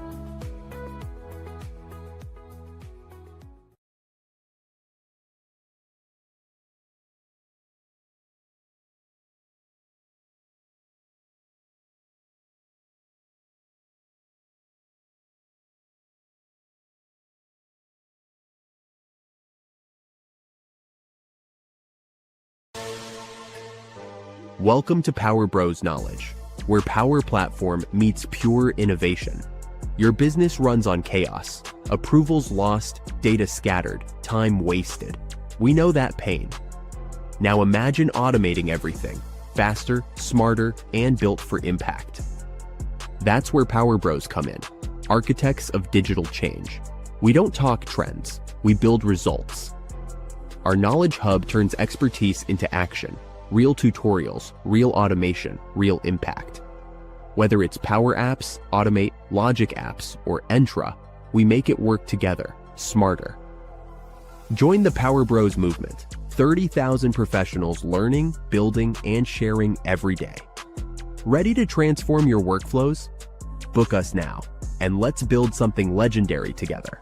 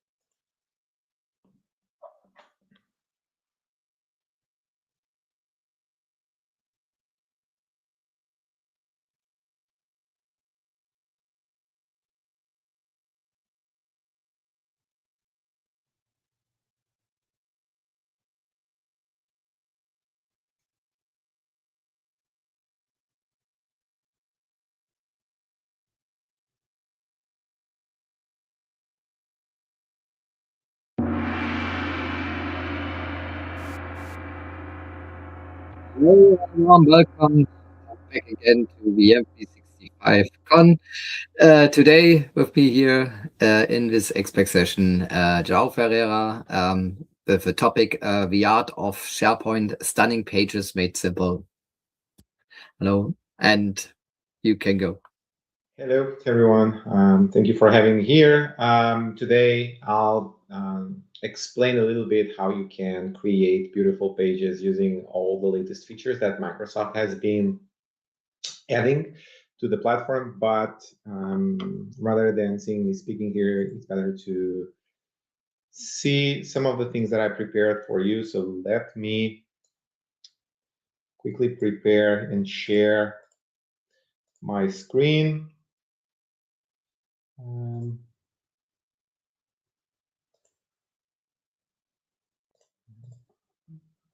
Okay. So, as the title says here, I'm guide you through the creation of stunning pages on SharePoint using all the latest features. My name is João Ferreira. I'm a product manager working currently at Xspx, and I'm based in Porto, in Portugal.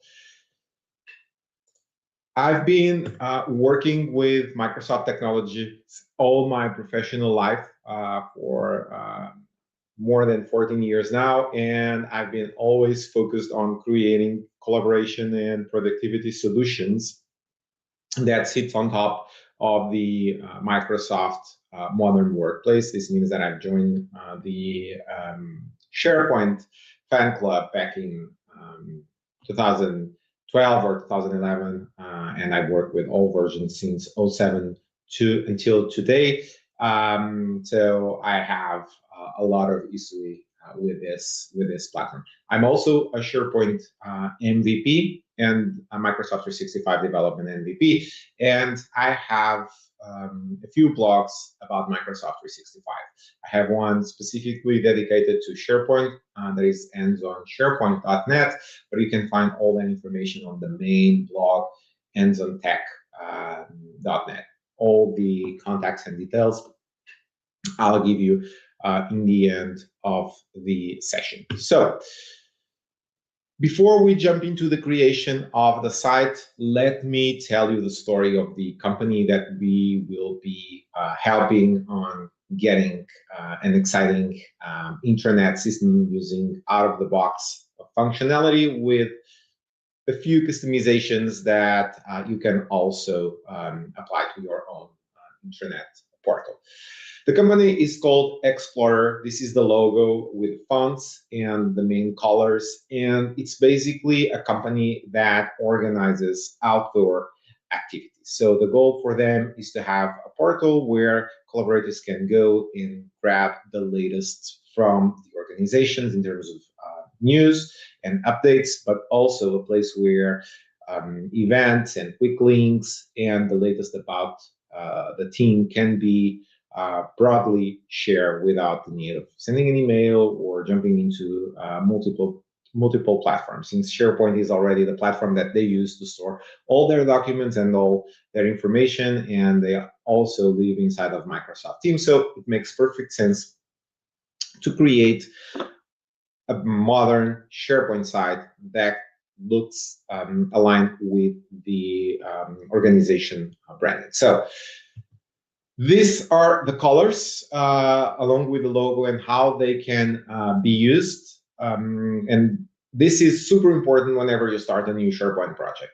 SharePoint has by default a few handsets of colors predefined with the default teal and the blues and the yellows and the greens, but those generally don't match the colors of your own organization. So if you want to increase the adoption and if you want to make something beautiful that is aligned with your organization, it's important for you to bring the color schema and the fonts of your organization into your SharePoint site. And speaking about fonts, these are the fonts.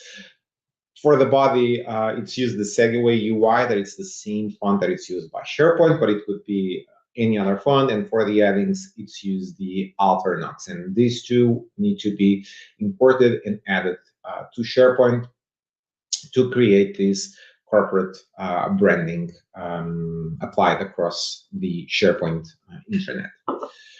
So when we start creating a new SharePoint site, when we start a new intranet project, more often than not, we end up with something like this.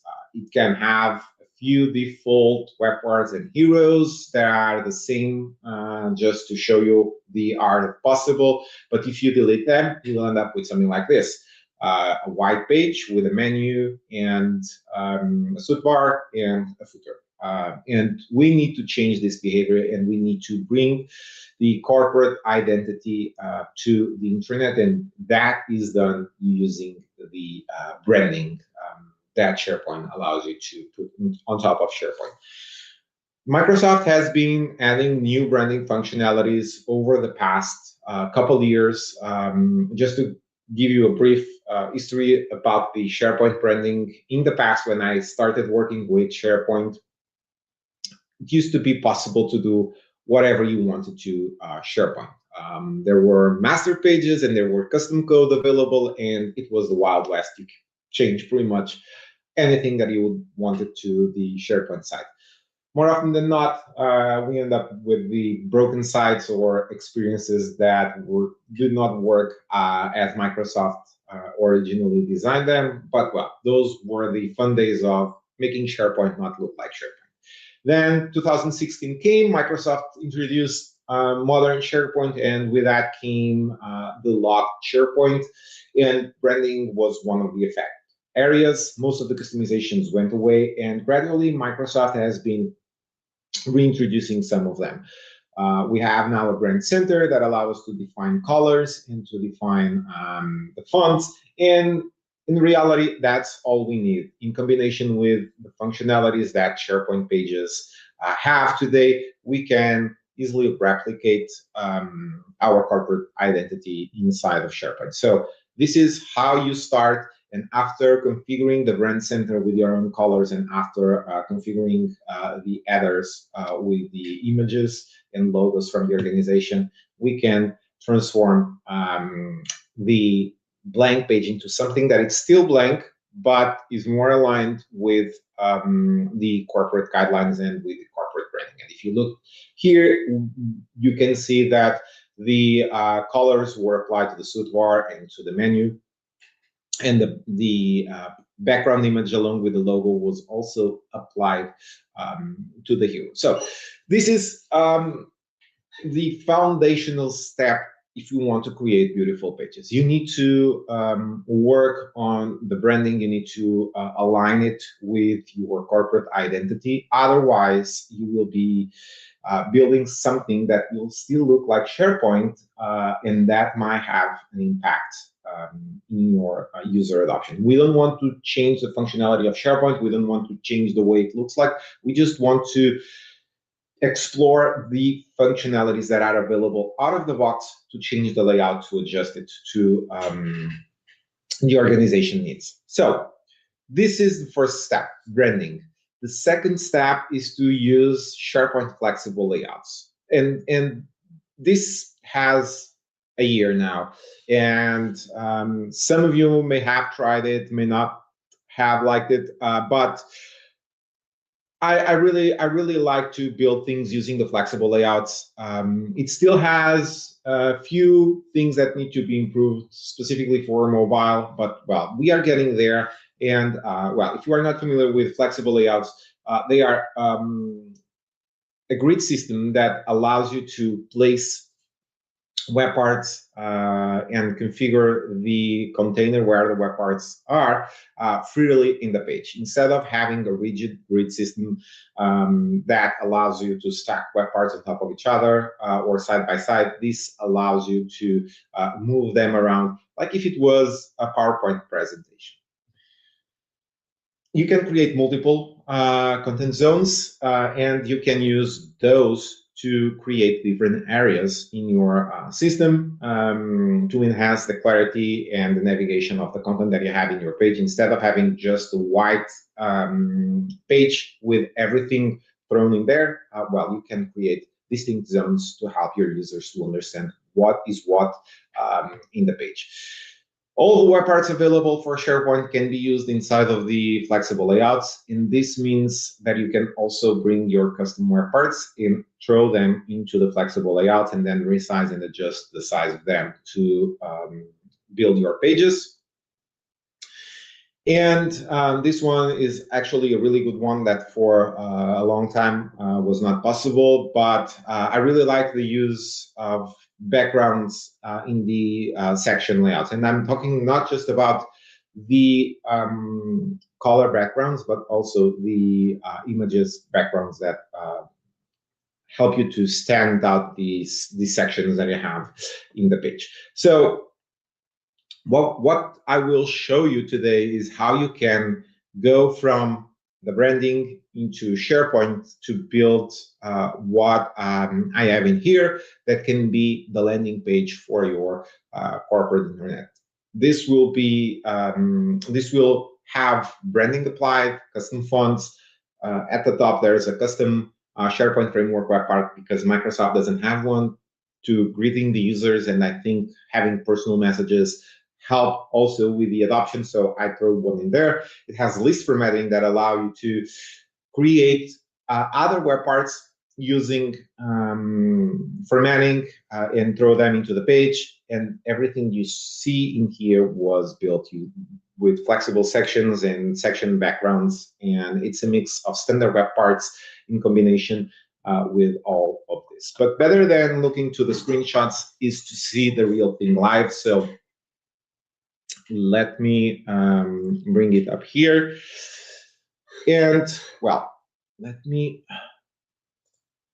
show you first how it looks like.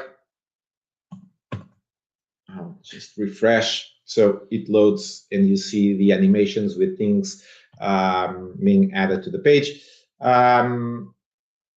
For some reason, for some weird reason, the news went all the way down here, but they were supposed to be in here. I don't know what happened. Let me open it here. Well, in here they are, properly placed still. So at the top we have the greetings. We have a news post that needs to be highlighted for all the users, and instead of adding a hero, I wanted to bring it with the editorial card web part along with the image that we saw in the branding guidelines, along with other images that allow us to give more context about the actual news that is being posted here.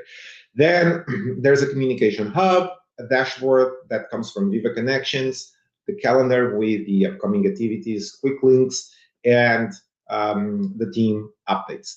So rather than editing the page and showing you one by one each of these web parts, what I will do is hit the new page. I will start with a blank page. I will get rid of the banner right away, and I will show you how that page was built step by step with all the tips and tricks that I used to create this experience using flexible layout. So let's go delete this section as well. For a landing page, I don't need comments, so I will delete this section as well. So again, I ended up with the empty page, so I will add the new flexible layout. So whenever you create a new section, you can easily spot the flexible by the new tag.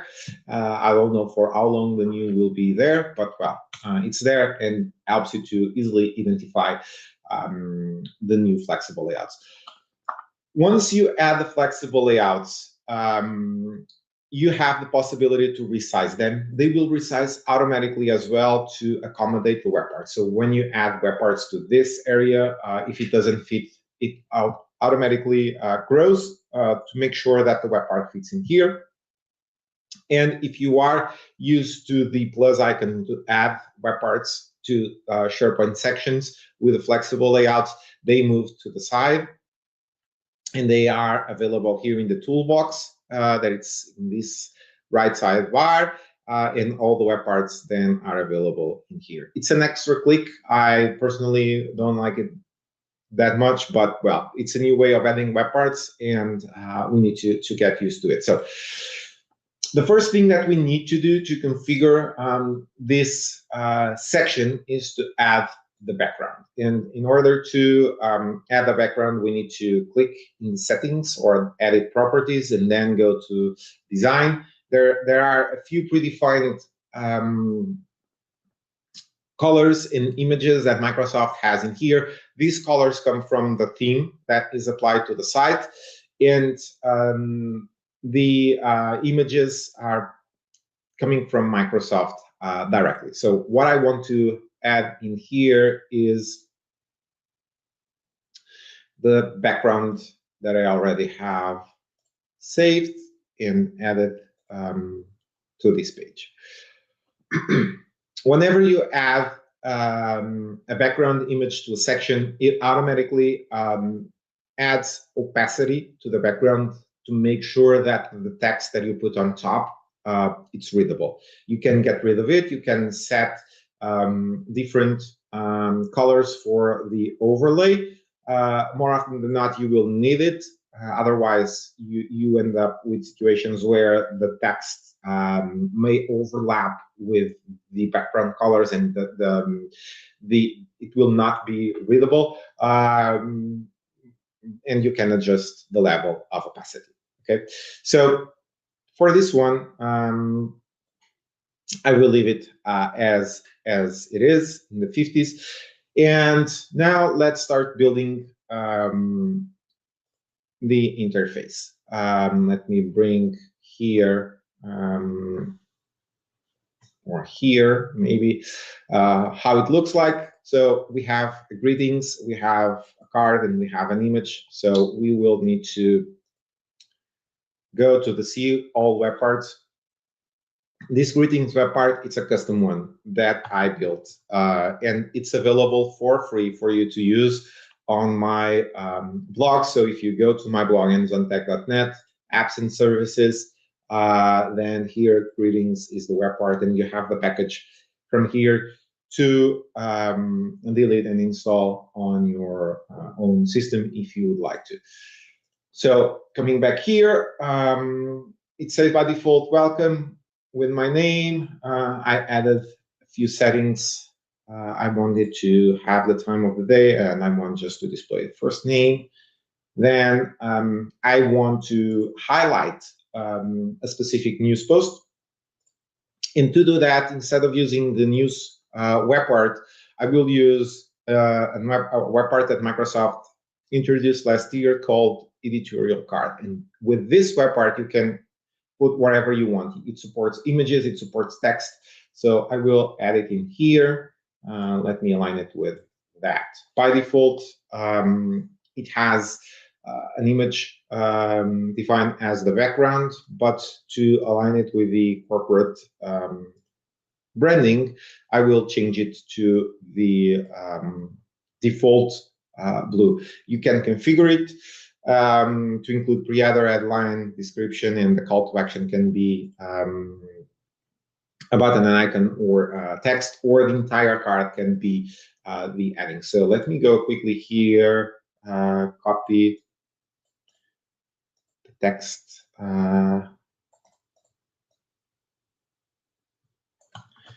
Okay. Okay. Okay. In some of the web parts, you still need to write these properties in the settings. This one, I really like it because it allows you to type directly in the web part, which is great. So I can simply paste everything that I copied from the other side. And I don't have a link for this, but well, let's put it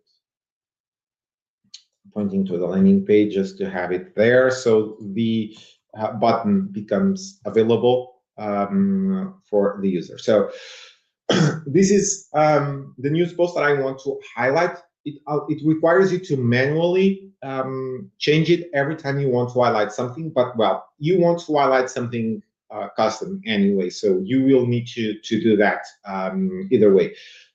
And it's an alternative to the news web part that does not allow you to have a single news post at the top in the hero, or the hero web part where you need to set individual posts up to 5. And now to give more context about this, I have this entire empty zone in here.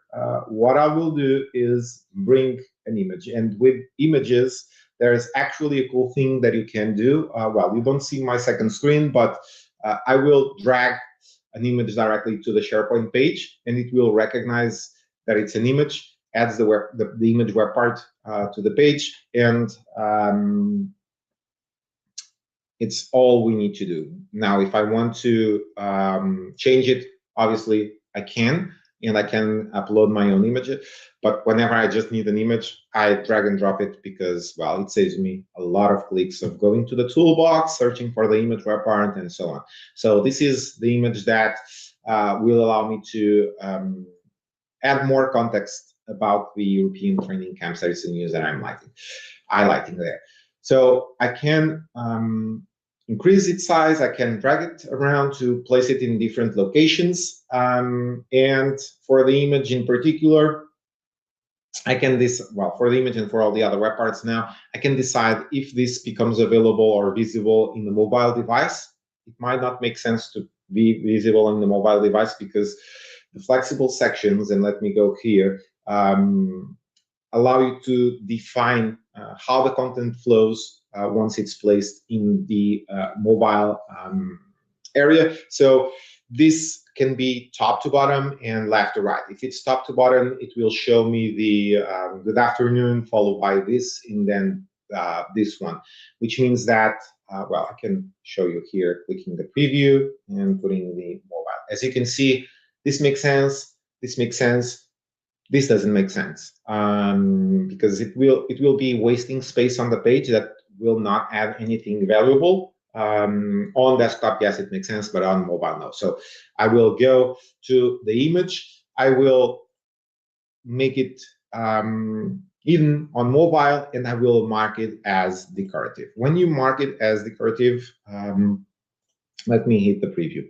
It not only helps with screen readers, but also it does not allow you to click. By default, the image web part, when you click on it, it opens in a lightbox for the users to preview the content. But as I will show you, we will use a lot of images to create compositions. So make sure that you toggle that option on whenever your image is being used just to create decorative scenarios. So second area that we will do is the communication hub. And since this one is broken, what I will do is quickly throw another flexible section.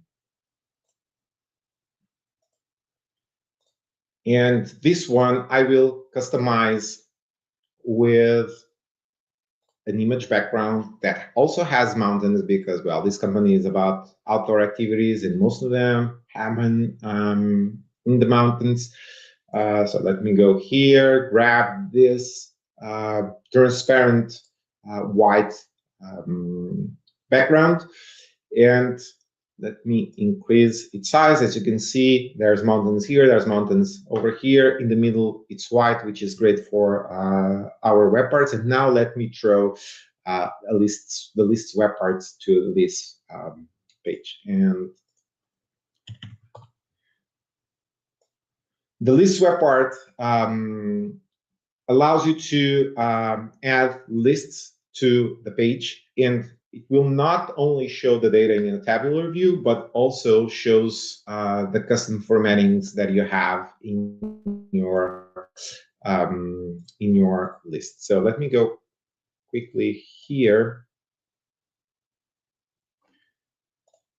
This crashed, and I want to show you what's behind this list. So I need to go to site contents.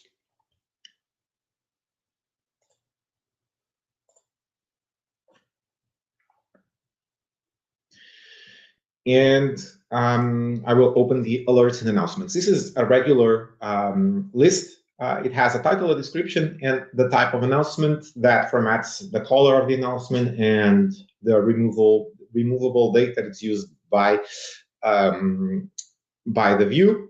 But if I go and open here the landing page, as you can see, this was formatted, and this was built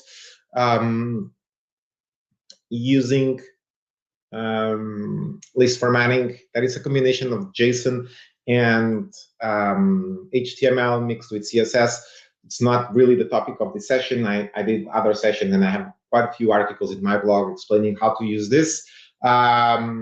Just out of curiosity, this is how it looks, and this code transforms a tabular view into something like this that you see here. So what I want to do is to add exactly that to the page. And by default, when you select the list, it goes to the default list, to the default view. I have a view specific for the landing page. I don't need the command bar. I don't need the CL button. All I need is this, and I will hit the save button. As you can see, it added the same view to the list. I can make it be a little bit larger. It says alert in announcements because it's what it's called by default. In the original site, it's called Communication Hub, so I can change the name without affecting the list. Communication Hub. And under the alert, what I want to add is the news web part from SharePoint. I have a few news in this site that I want our users to see. So I will select the news web part, we'll add it in here, make it the same size as the other one. And instead of showing side by side, I want the top story to be there at the top. I don't want this to be visible, the news and the ad. And here's where the fun part with flexible layouts start. I don't need it to have a title. I already called this section Communication Hub. I don't need the users to add new stories, to have new news posts from the landing page if they have the permissions to. There are other ways to do that. So I don't want it to be visible in the web part. However, if you go to the settings, I can hide the title, but I cannot hide the new button, which means that we need to find creative ways and creative solutions to hide this. Thankfully, the flexible layouts allow us to stack web parts on top of each other. So if I bring it here, the ad now overlaps with the alerts web parts that I built using the list, but still the text is on top. No problem, like PowerPoint, I mentioned PowerPoint before. This is a feature that allows us to bring web parts to the front and send them to the back, exactly to build something like this. So if I send it to the back, my problem is solved. For desktop only, sadly, I cannot have the same thing to work on mobile. On mobile, the ad link will remain there if the user has permissions to create the content. But at least for the desktop, it now looks exactly as I wanted. And to fill up this space over here, I will bring the dashboard from Viva Connections.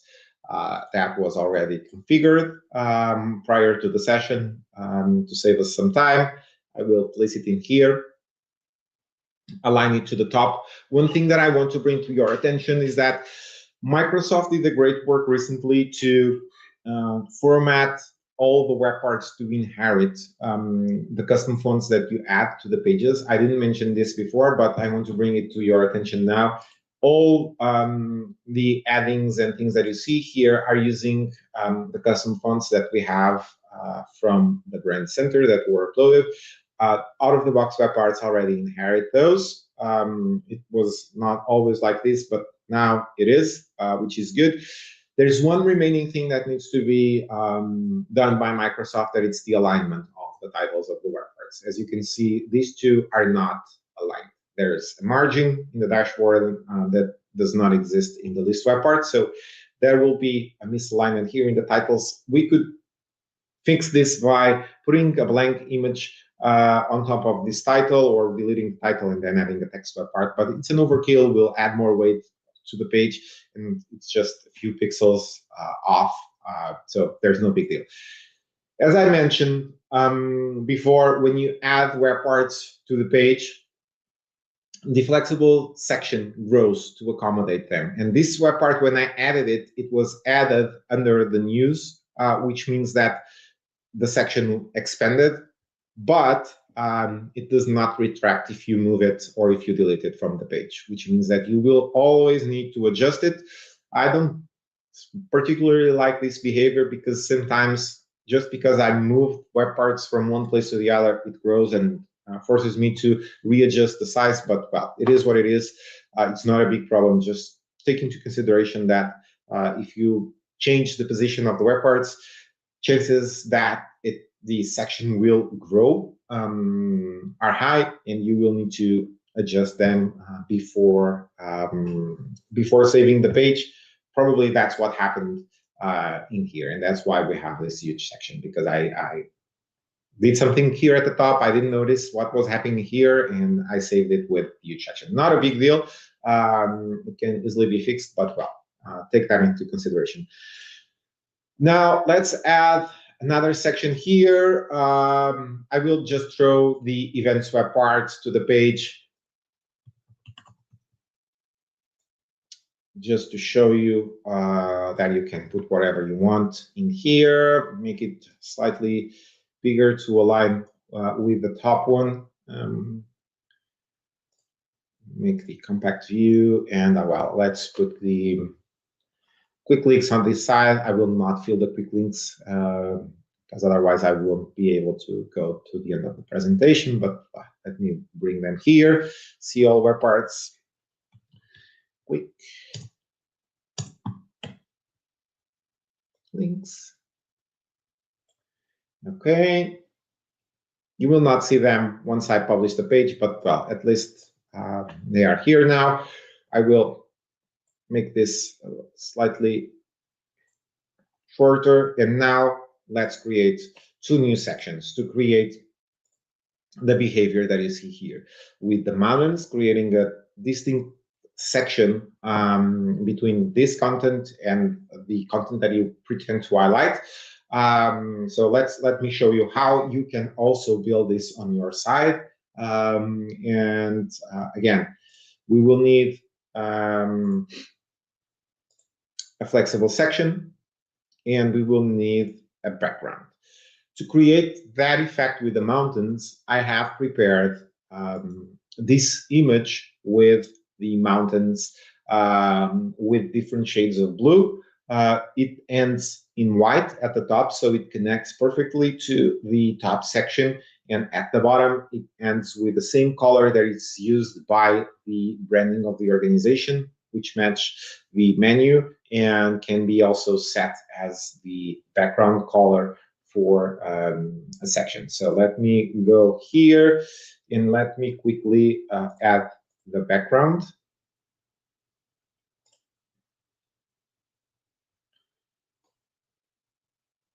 I think it's under assets, exactly. So this is the image that will create the separation and will make the break. Once we add it to the page, it will need to be adjusted to make sure that all the mountains are visible and nothing gets cut. But one thing that needs to be done in here, and this is one of the scenarios where you don't want to use the overlay, is to remove the opacity. I will control exactly where the text will appear. I will put white text on top of this dark blue section, which means that I don't need the overlay. And if I add the overlay, I will ruin the way it will then match with the section underneath. So I will add the section right away, go to the settings, design, and this one will use the dark blue. So here I have my two sections, one after the other. And now to add the content that I have in the other one, I will bring the text web part. What I have here is team updates January 2026. Paste it in here.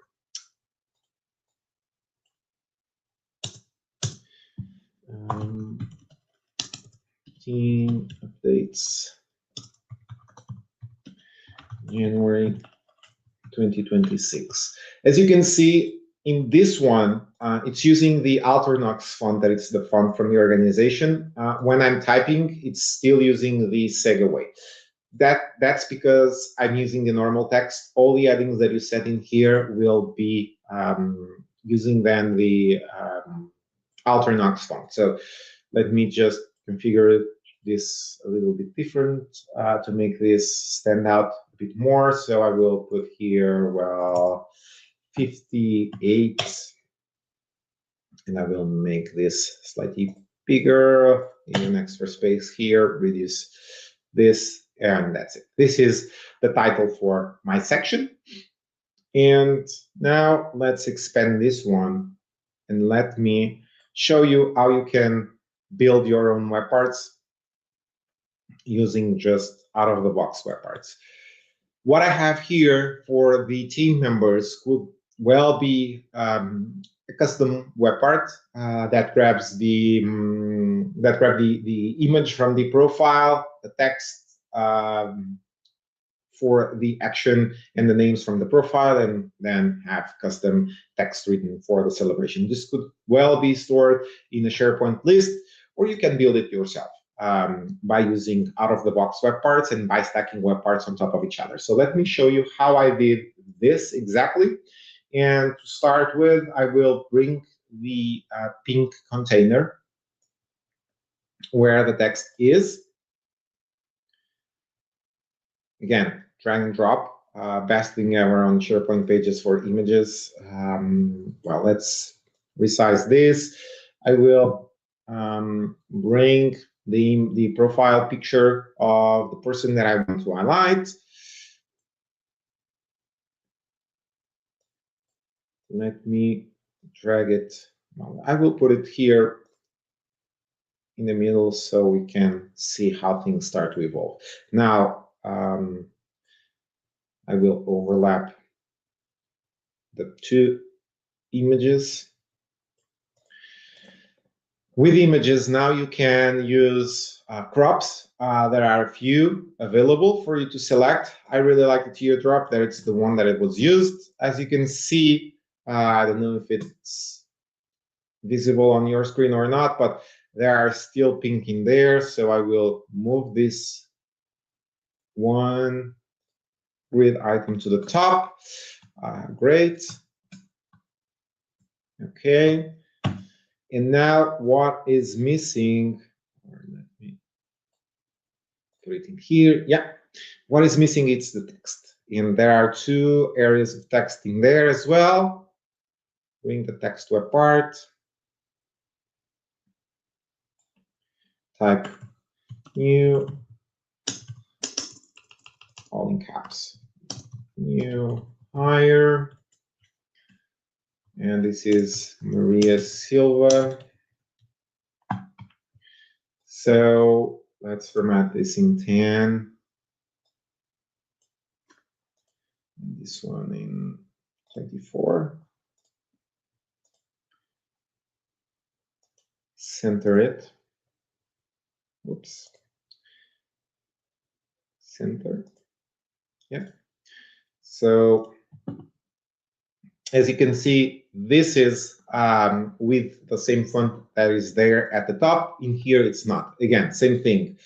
To make sure you use the font that is selected, just pick one of the headings.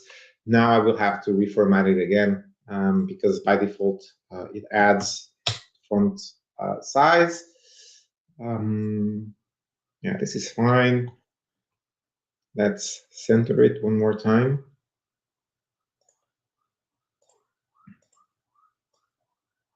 I can bring it here to the top. I can throw another web part in here.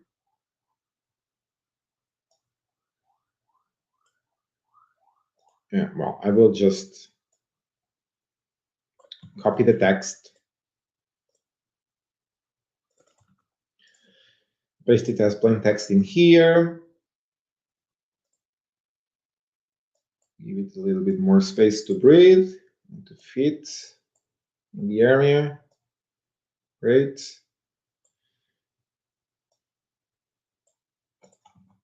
And let's center it as well.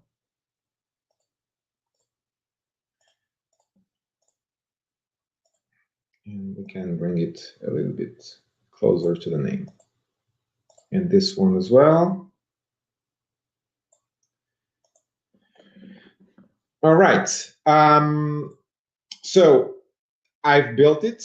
It's here with a composition of 1 image web part, 2 images web parts, one text web part, 2 text web parts. So there are in total 4 web parts to build this. So if you press Control on your keyboard and then start clicking in the web parts, you can actually select all of them. And one of the things that you can do is to group the web part. And once you group the web part, you have everything you need to now replicate this over and over again. So I will hit copy.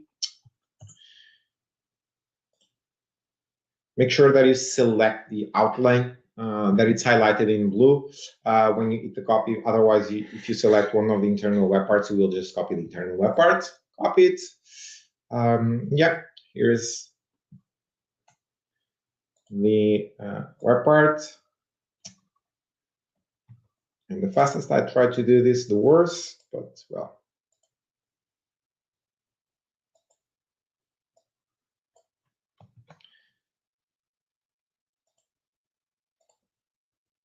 Yeah, this is it. Grab it to the side. For some reason, SharePoint decided that, well, you no longer need your copy web part, so I don't know where it went, but this one was placed already in the correct place. Let me put this to the side.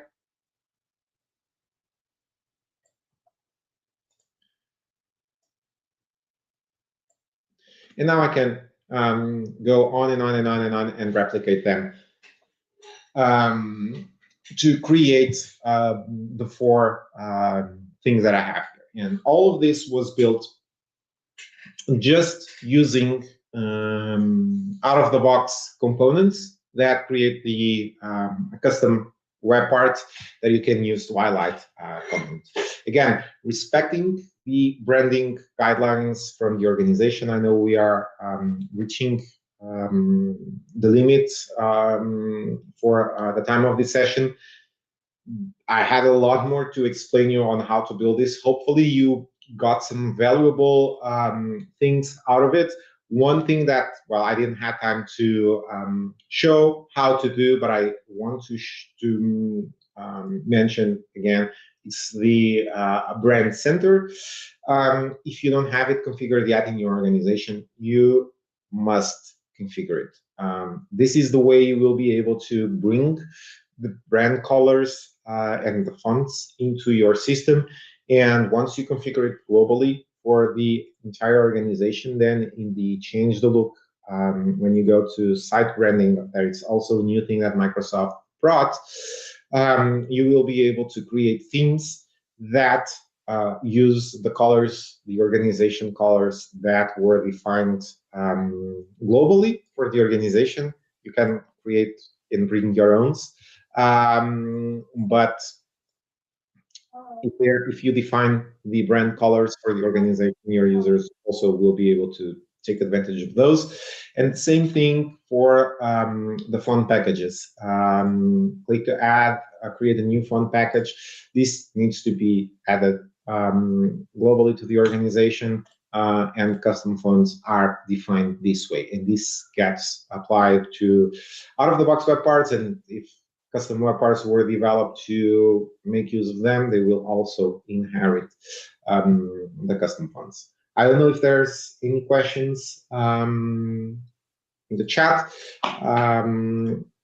Let me bring up here my contacts. If you want to reach out, well, you can do it via email at ronferreira@danzantech.net, or find me on LinkedIn.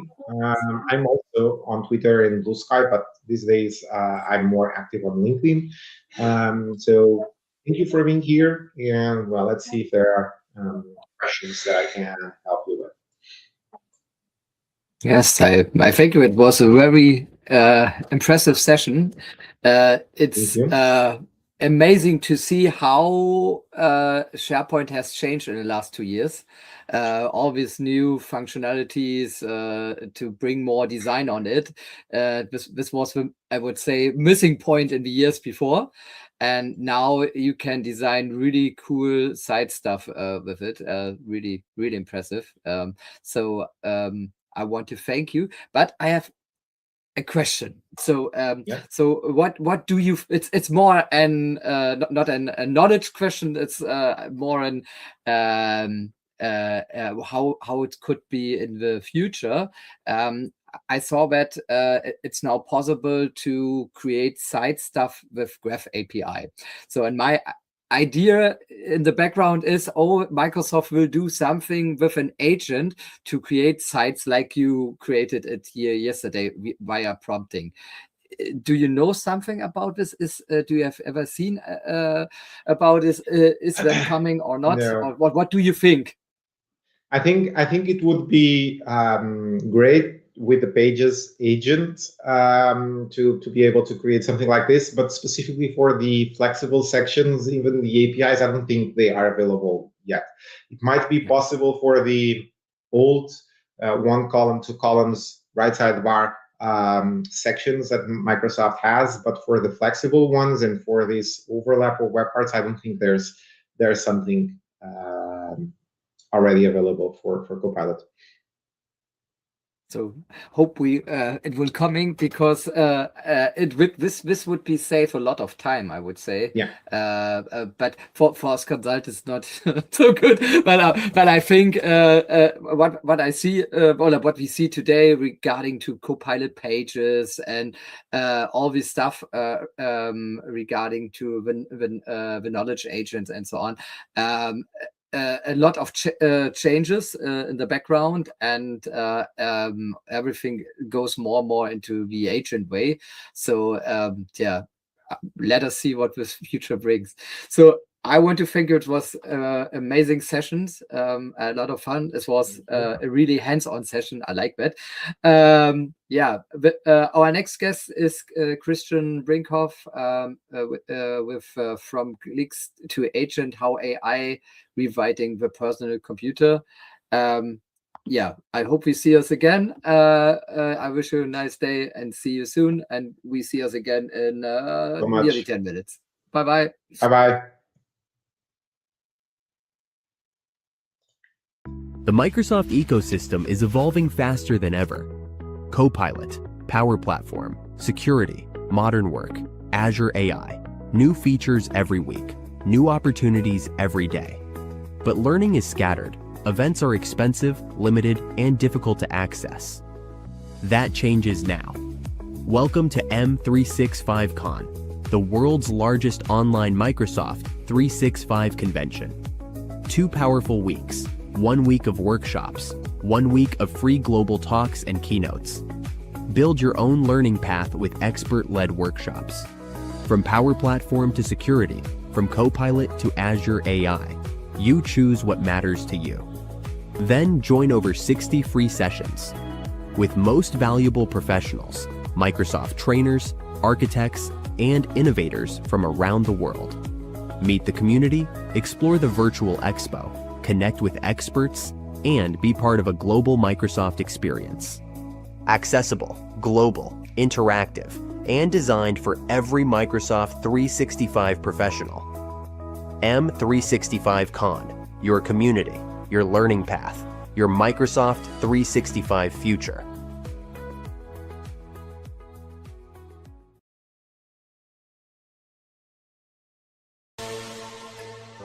Welcome to Power Bros Knowledge, where Power Platform meets pure innovation.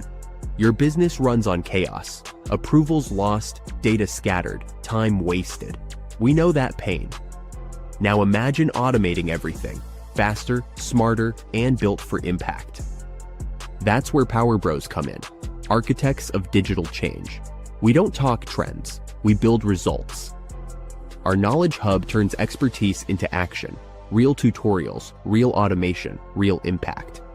Whether it's Power Apps, Automate, Logic Apps, or Entra, we make it work together, smarter. Join the Power Bros movement. 30,000 professionals learning, building, and sharing every day. Ready to transform your workflows? Book us now, and let's build something legendary together.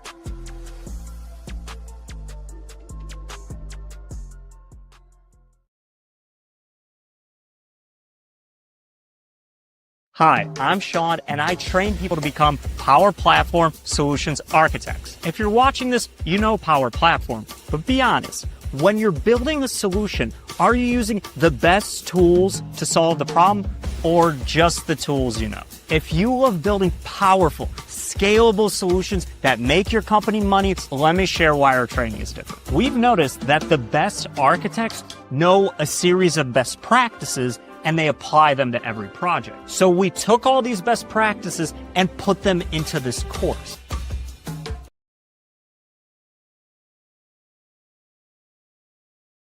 The Microsoft ecosystem is evolving faster than ever. Copilot, Power Platform, security, modern work, Azure AI, new features every week, new opportunities every day. But learning is scattered. Events are expensive, limited, and difficult to access. That changes now. Welcome to M365 Con, the world's largest online Microsoft 365 convention. 2 powerful weeks, 1 week of workshops, 1 week of free global talks and keynotes. Build your own learning path with expert-led workshops. From Power Platform to security, from Copilot to Azure AI, you choose what matters to you.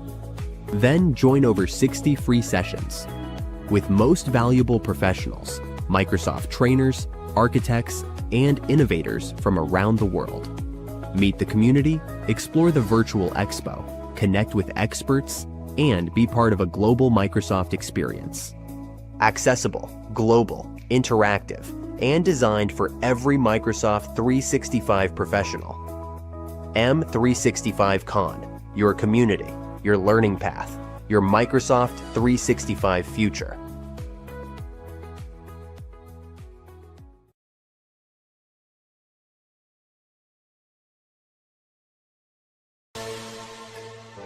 Welcome to Power Bros Knowledge, where Power Platform meets pure innovation. Your business runs on chaos, approvals lost, data scattered, time wasted. We know that pain. Now imagine automating everything, faster, smarter, and built for impact. That's where Power Bros come in, architects of digital change. We don't talk trends, we build results. Our Knowledge Hub turns expertise into action, real tutorials, real automation, real impact. Whether it's Power Apps, Automate, Logic Apps, or Entra, we make it work together, smarter. Join the Power Bros movement. 30,000 professionals learning, building, and sharing every day. Ready to transform your workflows? Book us now, and let's build something legendary together.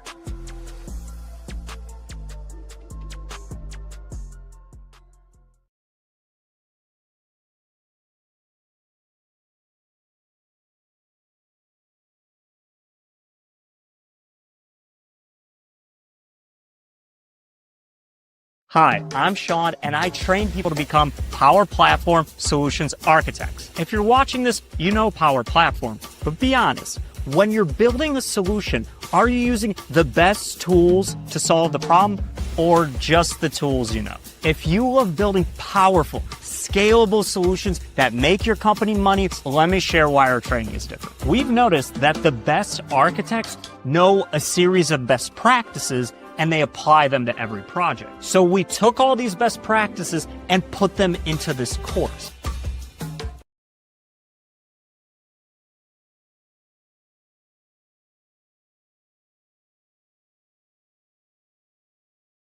The Microsoft ecosystem is evolving faster than ever. Copilot, Power Platform, security, modern work, Azure AI, new features every week, new opportunities every day. But learning is scattered. Events are expensive, limited, and difficult to access. That changes now.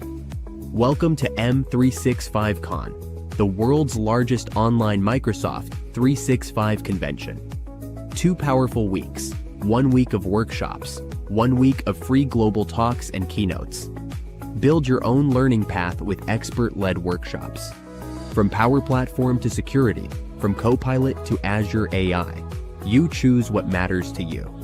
Then join over 60 free sessions with most valuable professionals, Microsoft trainers, architects, and innovators from around the world. Meet the community, explore the virtual expo, connect with experts, and be part of a global Microsoft experience. Accessible, global, interactive, and designed for every Microsoft 365 professional. M365 Con, your community, your learning path, your Microsoft 365 future.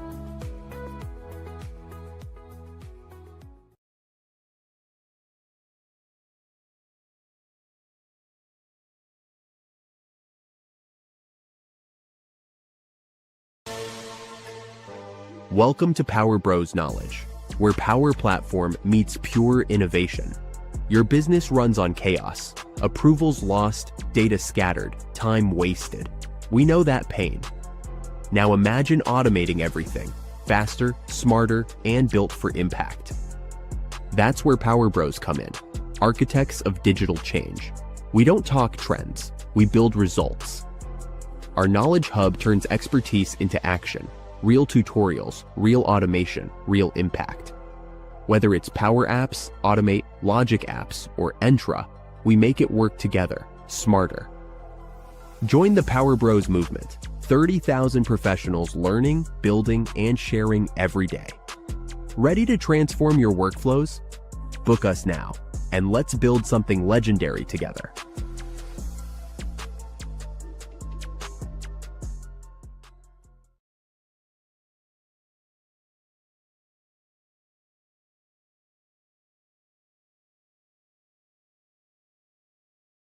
Hi, I'm Sean, and I train people to become Power Platform Solutions Architects. If you're watching this, you know Power Platform, but be honest, when you're building a solution, are you using the best tools to solve the problem, or just the tools you know? If you love building powerful, scalable solutions that make your company money, let me share why our training is different. We've noticed that the best architects know a series of best practices and they apply them to every project. So we took all these best practices and put them into this course.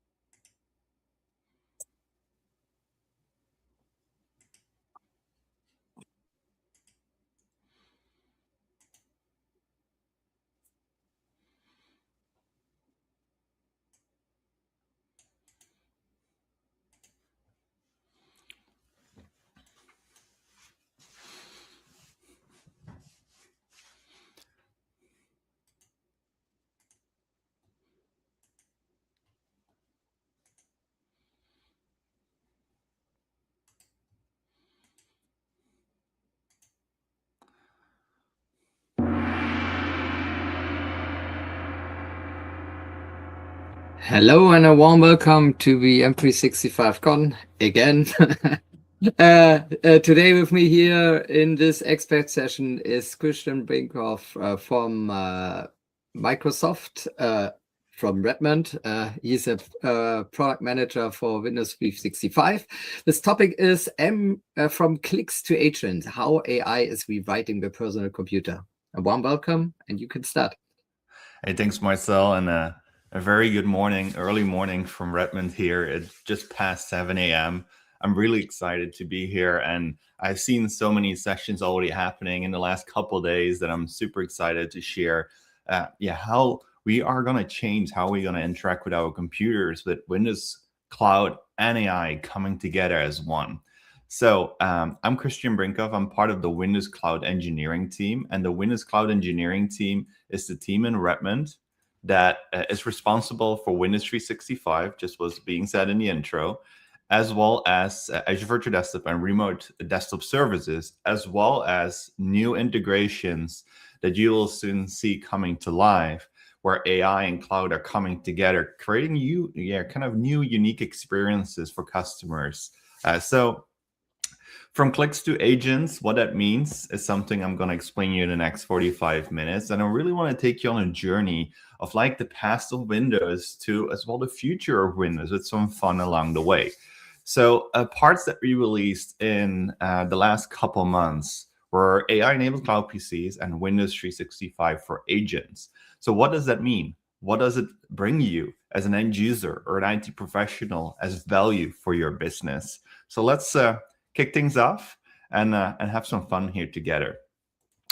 So first of all, I want to take you back to 1975. So Microsoft exists 50 years. Can you imagine, right? 50 years of relevant technology. Pretty much we all in IT started with Microsoft, either with like a Pentium 1, 2, 3 or Windows 95 or another operating system later along the way. To cloud services and AI coming together as one. And last year in April here in Redmond, we were celebrating our 50-year anniversary, and it was quite fun seeing all the senior leaders, Bill Gates, Steve Ballmer, and of course Satya Nadella coming on stage. And fun fact that Steve Ballmer did the developer kind of remake of that from back in the days as well. So you can look it up on YouTube if you're interested. So seeing all these operating systems coming along here, Windows 95 was really the starting point of the vision, a computer on every desk in every home. And that changed kind of the way how we interact with computers. It changed the way of using computers, right? Like nobody used a computer before 1995 in their home. And 1995 really set up like the momentum and created this large adoption of Windows 95 for consumers and for businesses, enterprises as well. But the real big splash really happened with Windows XP, which created kind of that market segment for enterprises, for businesses to leverage Windows for creating kind of a business environment with policies and all these things as well. That still today, with like an Intune and a Windows 365 or endpoints with Windows 11 is happening there. So a couple of things I want to kind of highlight here is that with these revolutions, of course, the desktop computer in every desk in every home was one big revolution. Of course, then after that, we had the internet. Creating a computer that can connect to the internet, you can search for things and makes it kind of unlimited on what you can do with a computer. Then shortly after, the mobile phone came around. And then after that, the cloud came around. So all these big chunks of revolutions that happened kind of every 10 years back in a sequence of roughly like 10 or a little more sometimes years. Now we are in a big revolution as well, which is the AI revolution. We have seen AI with like just a chat kind of bot experience coming to life, to agents really making it useful and doing work for you while you're still in control of like configuring and making sure what the agent is doing, that it's doing it in the way that you want it to do. So before I jump into that, I want to start with a fun video, because with Windows 95, the keyboard and the mouse and how we interact with computers. It didn't really change up to like this year as well. So there's a fun video kind of representing what we all do on a daily basis. So let me play the video here. What do you do for a living? Oh, I click buttons. I click this button, which gets me to the point where I click these buttons. And then these buttons get me to the point I click this button. And then sometimes I just click this button a lot.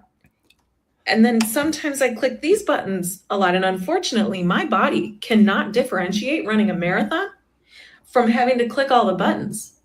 I will stare at my screen and I will think, I can't do that project. That's so many buttons that I have to click. Like the buttons are endless for this project. And yet in reality, I'm literally just clicking buttons. And I'm exhausted at the end of the day. And I've been reduced to this. I click these buttons so much, they are worn off. Minnesota and New Mexico, you're not getting an abbreviation because I can't find your buttons anymore. I'm starting to think that it's my buttons that are being pushed. Well, that remains to be a fun video. So it really reminds me of like, we are so used to interacting with keyboards and with the mouse and clicking everywhere in Windows to kind of create your day and be productive, right? Open a line of business application, using Office, using Windows, using your browser, all these things. But it all started in like Windows 95 or even before that, of course, with a keyboard and a mouse. And that's really going to change. The change of using AI to do the work for you, either with like APIs directly injecting inside your line of business application or your cloud platform or your backend service or your database, to potentially mimicking the user interaction of a keyboard and a mouse via a new model, via AI, and interacting with your computer just like you normally would do as a human as well. However, now you're not physically doing it. Now the model, the AI, is doing it for you. So AI is really transforming the way how we work, how effective we can be, and how productive we can be and do things simultaneously and do more things on a daily basis, while the repetitive tasks and such will be done by a model. Because agents are not only going to change how everyone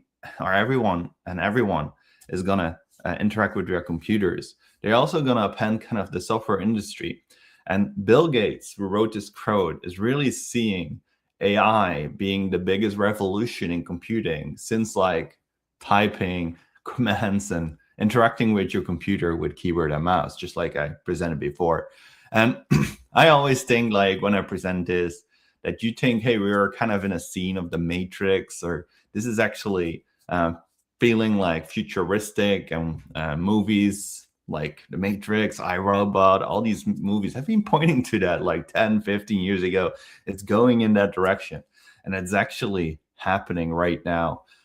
It's possible, and it's all part of what we, as part of Microsoft, see as moving to a frontier firm, really being part of that cutting edge technology and transforming the way how you use your computers, how you interact with your computers, as well as trying new things out, and don't be resistant to change, because AI is not taking away jobs. AI is making jobs more effective. It makes you more effective in the way how you use your computer, how you use your applications, your processes, your workflows, all these things coming together.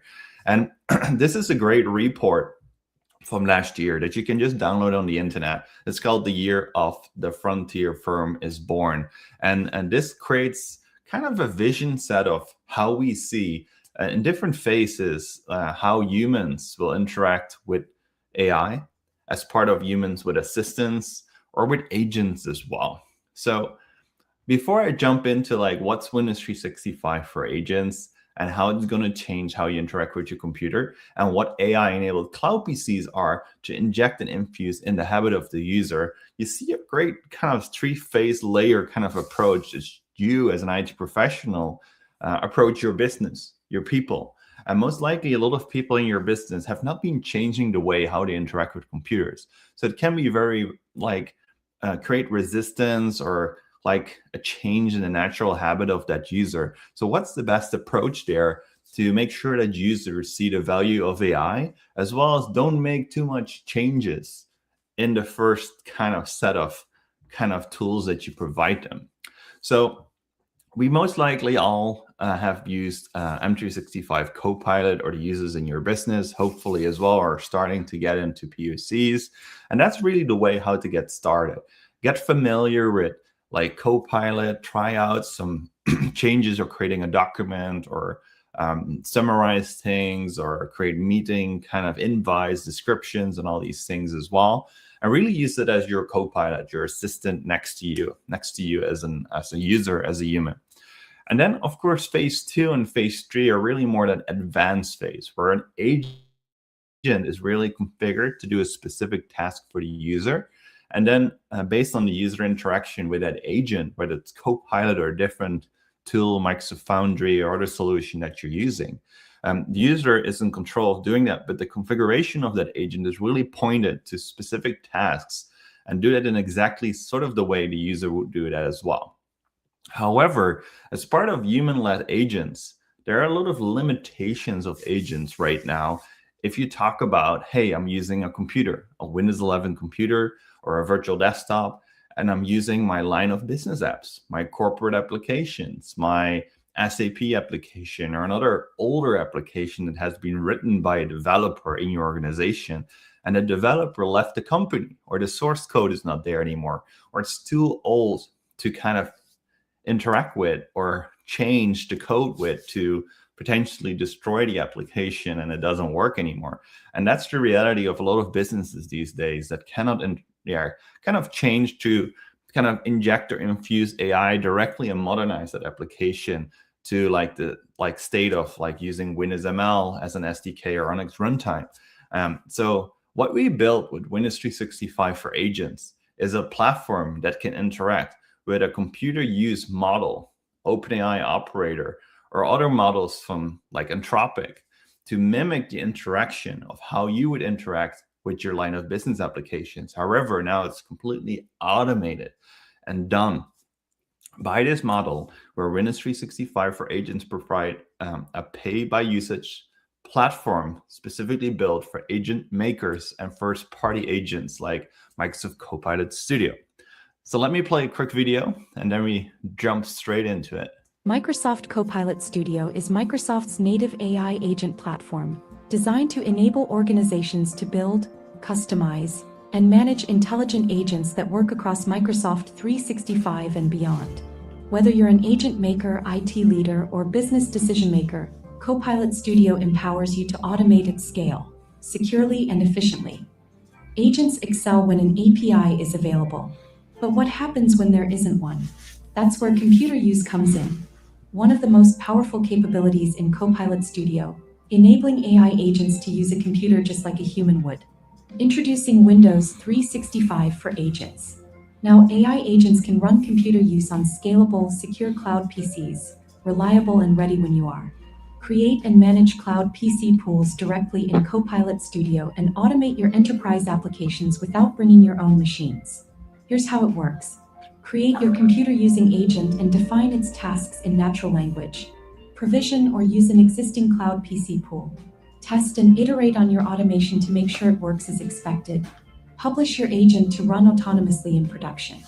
Windows 365 for Agents ensures enterprise-grade security and compliance, with Entra ID and Intune management built in. Copilot Studio and Windows 365 for Agents, your trusted solution for secure, scalable automation with AI agents. So that really sets the stage of what Windows 365 for Agents is. We just announced it at Microsoft Ignite, and we are soon ready to go generally availability with this service as well. A couple things to highlight here is that Windows 365 is the platform, the best platform to use Windows from the cloud for agent builders for, meaning that if you are using Manus, Genspark, TinyFish, all these different players out there that build agents, you can use Windows 365 as a platform to customize the way how you interact or how you use these different cloud PCs, those computers that mimic a physical computer, but then from every device, because we built this from the cloud. So cross-plat is supported. We also have first-party solutions that support it. So think about Microsoft Copilot Studio, as you saw in the video, but as well M365 Copilot Researcher, which automatically spins up a VM if you use Researcher already. And that's actually a cloud PC being spinned up on the back. As well as Project Opal, which I'm going to talk about in just a bit, which is our own Kua model service from Microsoft that interacts with Windows 365 as well. So everything is consumptive pricing, meaning, and I will soon in the next couple of slides show you how you can sign up for our preview, but everything once we go GA will be consumptive. And as you know, Windows 365 Enterprise is a fixed price right now. So this is a change in our pricing model, specifically for Windows 365 for agents. And we as well support Windows. We are supporting Linux as well, and soon as well, more flexible Linux kind of configurations and browser-based environments as well. So between those three, we feel that we have coverage for the largest amount of applications you will have in your environment. So let me show you a little bit what Project Opal is, because Project Opal is our own computer using agents, or also known as Kua service that we build and release at Microsoft Ignite. And Project Opal is a new way to kind of execute your task-based work. So you can kind of correlate a little bit from like automation, RPA kind of use cases. The difference, however, here is that AI, generative AI, a Kua model is being used to interact with the computer. So if something happens that is like unforeseen, or it's like unexpected, there's a pop-up on the screen happening, or the prompt that you type in like Copilot is a little different than what you configured on the back that the kind of automation needs to do.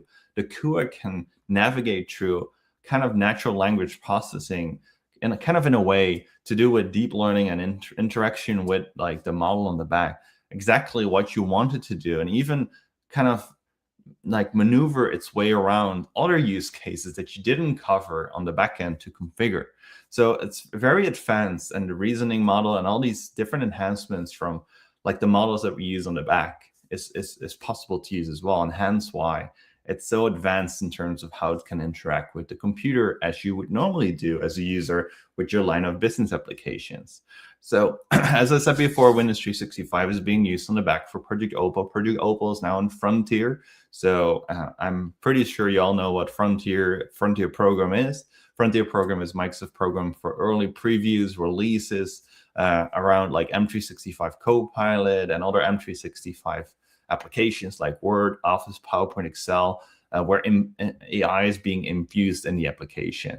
So Windows 365 for Agents / Project Opal is part of that as well. And you can sign up there to use Project Opal and then use Windows 365 completely automated and configured on the back to interact with like an M365 kind of a Copilot UI to type something in, do this task for me, and then the whole workflow happens on the back. So think about use cases like compliance audits or doing invoicing. Kind of nobody likes to do like reimbursements of invoices or all these things, administrative kind of tax kind of use cases, right? And this is a perfect workload that a Kua computer use agent model like Project Opal can do for you.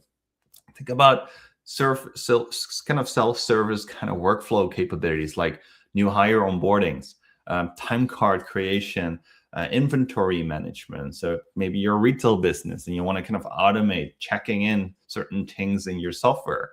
This can be done by a Kua model as well with Project Opal, or with MCS, Microsoft Copilot Studio, to kind of completely configure that in the Power Apps kind of Power Automate configuration flow if you would like to completely customize this as well when this workflow kind of kicks in as part of kind of the flow of your scenario. And then, of course, other task and work tracking, DevOps, if you use DevOps tools like that as well to do planning and all these things too.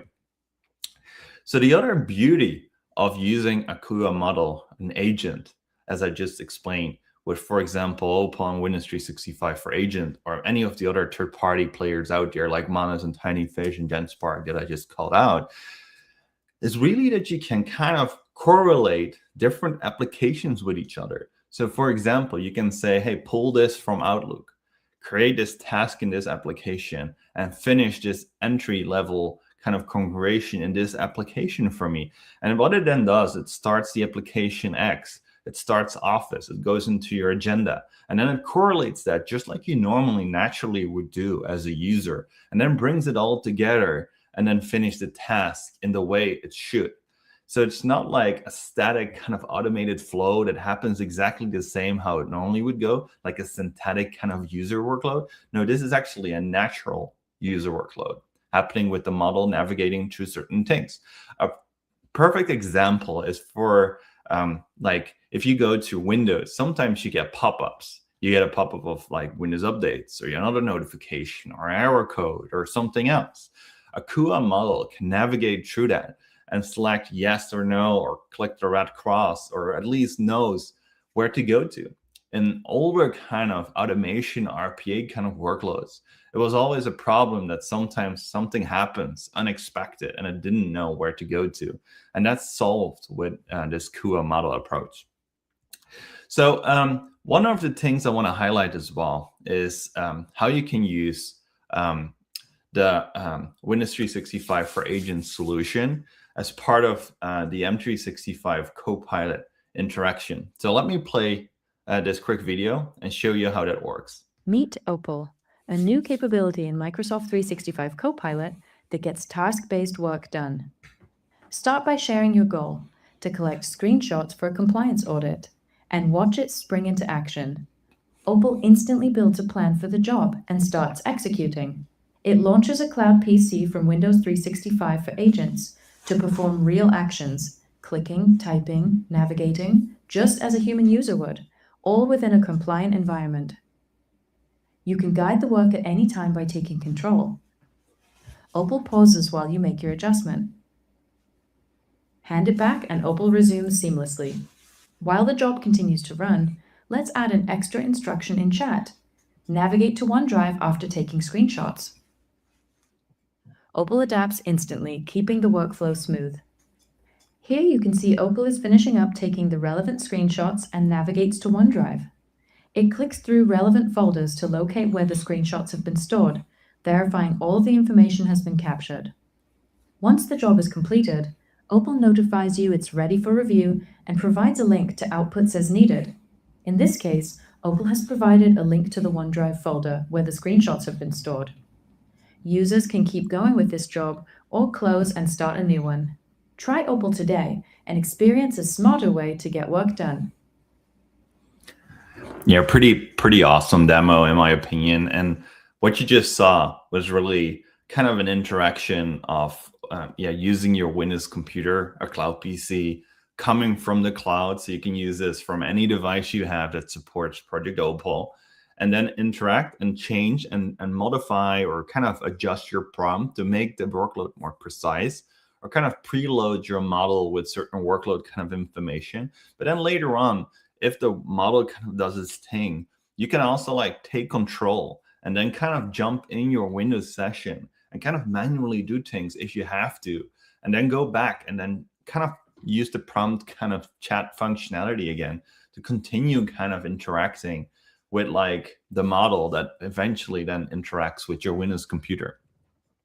So another exciting demo that I prepared is Manus. Manus is one of the biggest partners that we have that is as well using a computer using agent model to finish workloads. And they are using Windows 365 for Agents as well. So let me show you a quick video of how Manus is able to use Office-based workloads to think about PowerPoint and other Office applications to interact with the model in your Windows computer and finish the task as you normally would do as an end user.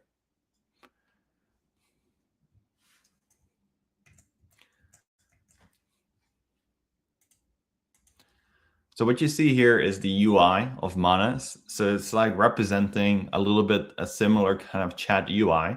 And here I'm going to ask you, create a PowerPoint for me with different kind of specifics to change the title in a PowerPoint and create a copy of an existing PowerPoint as well for me. So what happens right now is now the model is kind of interacting with on an API level front with the Windows 365 for Agent service. A Cloud PC is being spinned up, and because the Cloud PC is set up with single sign-on in all your M365 applications, it completely works and sees all your OneDrive kind of PowerPoints, and then it does exactly the task, as you can see, as you normally would do. And this is a simple task, but if you're on the road or you're in a meeting and you just have your phone with you and you just want to do this work while just being in a meeting or interacting with colleagues and just do it on the side, you can easily do that with like an interaction and our interaction that we can do with Windows 365 for Agent with like Manus as a partner. So to kind of summarize a little bit what we just saw was really Windows 365 for agents. So at Microsoft Ignite in November, we had many more announcements as Windows 365 started in 2021, which was the moment that I moved to Redmond with my family as well. And then as well moved to like other offerings like Windows 365 Link and Frontline and all these different capabilities to inject kind of your feedback into the service to make it more aligning with your needs. But in 2025 at Ignite, we really started to build on that momentum and as well on the promise of bringing cloud and AI together. And Windows 365 for Agents is one of those most important announcements we did. And you will soon see more of those enhancements coming to life. The other one is the AI-enabled insights for IT professionals, meaning that if you use Microsoft Intune, you can now use Copilot in Intune to do prompts and correlate and do maintenance and monitoring correlation of how your cloud PCs and of course your physical PCs are performing in your environment, or do policy kind of configurations with agents inside Microsoft Intune. The other big announcement that we did at Microsoft Ignite is called Windows 365 AI-enabled cloud PCs. So I'm going to share a little bit more on what that means. So I'm the product manager lead of this different feature set and platform end-to-end as the owner. And I'm very excited to share that Windows 365 AI-enabled cloud PCs is now as well available in the Microsoft Frontier program. And what you can do with this is, we just talked about agents, like Windows 365 for Agents. And for some workloads or for some processes that can feel like, hey, we need to do a couple more things in order to do that. And we need to train our users. Windows 365 AI-enabled cloud PCs is really built to infuse AI inside the existing Windows 11 kind of desktop environment, in the habits of the normal user, how you normally interact with your computer. So you can use a cloud PC, of course, from every device, because Windows 365 is available via our Windows app from every platform. So Windows, Linux, iOS, Android, all these different platforms, right? The productivity gain you will increase for end users is that we will infuse AI, different models inside Windows File Explorer. So if you do file searching, for example, you can file search based on the semantic indexing kind of context of the scenario of your image. You can say forest, and then forest pictures will pop up, even though the name of the file is not called forest. All these different kind of ways of a memory, a photographical memory, kind of writing it down inside the search box will pop up the different videos or photos or other applications Office application files that you have been stored in a more accurate way to you and your end users. And that's really the first release we did. And normally you would have to buy a Copilot Plus PC for this experience. And we made this available inside Windows 365. You need an 8-core license for that, 256 gigabyte of storage. And soon we will also support 128 gigabit of storage as well. The other experience we released is Click to Do. Click to Do is a way to use a model, an OCR model, to do a screen capture, screen kind of recognition interaction with your Windows PC. And then it overlays over your screen a detection of a model of what's being track and trace in terms of text and images, and that you can extract into Microsoft 365 Copilot or inside your Office-based applications as well. So we'll show you how that works in just a bit. And then, of course, enterprise-grade security. Security is top of mind. All the different compliance and different RAI, responsible AI processes have been followed to release this. And above all, we also released a new wallpaper that you can see on the right side that will be set by default if you provision a cloud PC with 8 cores for the first time, and you enable that for AI-enabled cloud PCs in Microsoft Intune. So let me show you how it all works. So you go in the Microsoft Intune Admin Center, and then in the new Windows 365 device onboarding blade, you will find a new settings option on the right side. You click on settings, and then you can click create. And we created a whole new category of cloud PC configurations in there that you can find over here. So if you click on cloud PC configurations, you can find a flow of creating a setting, which is new to Windows 365.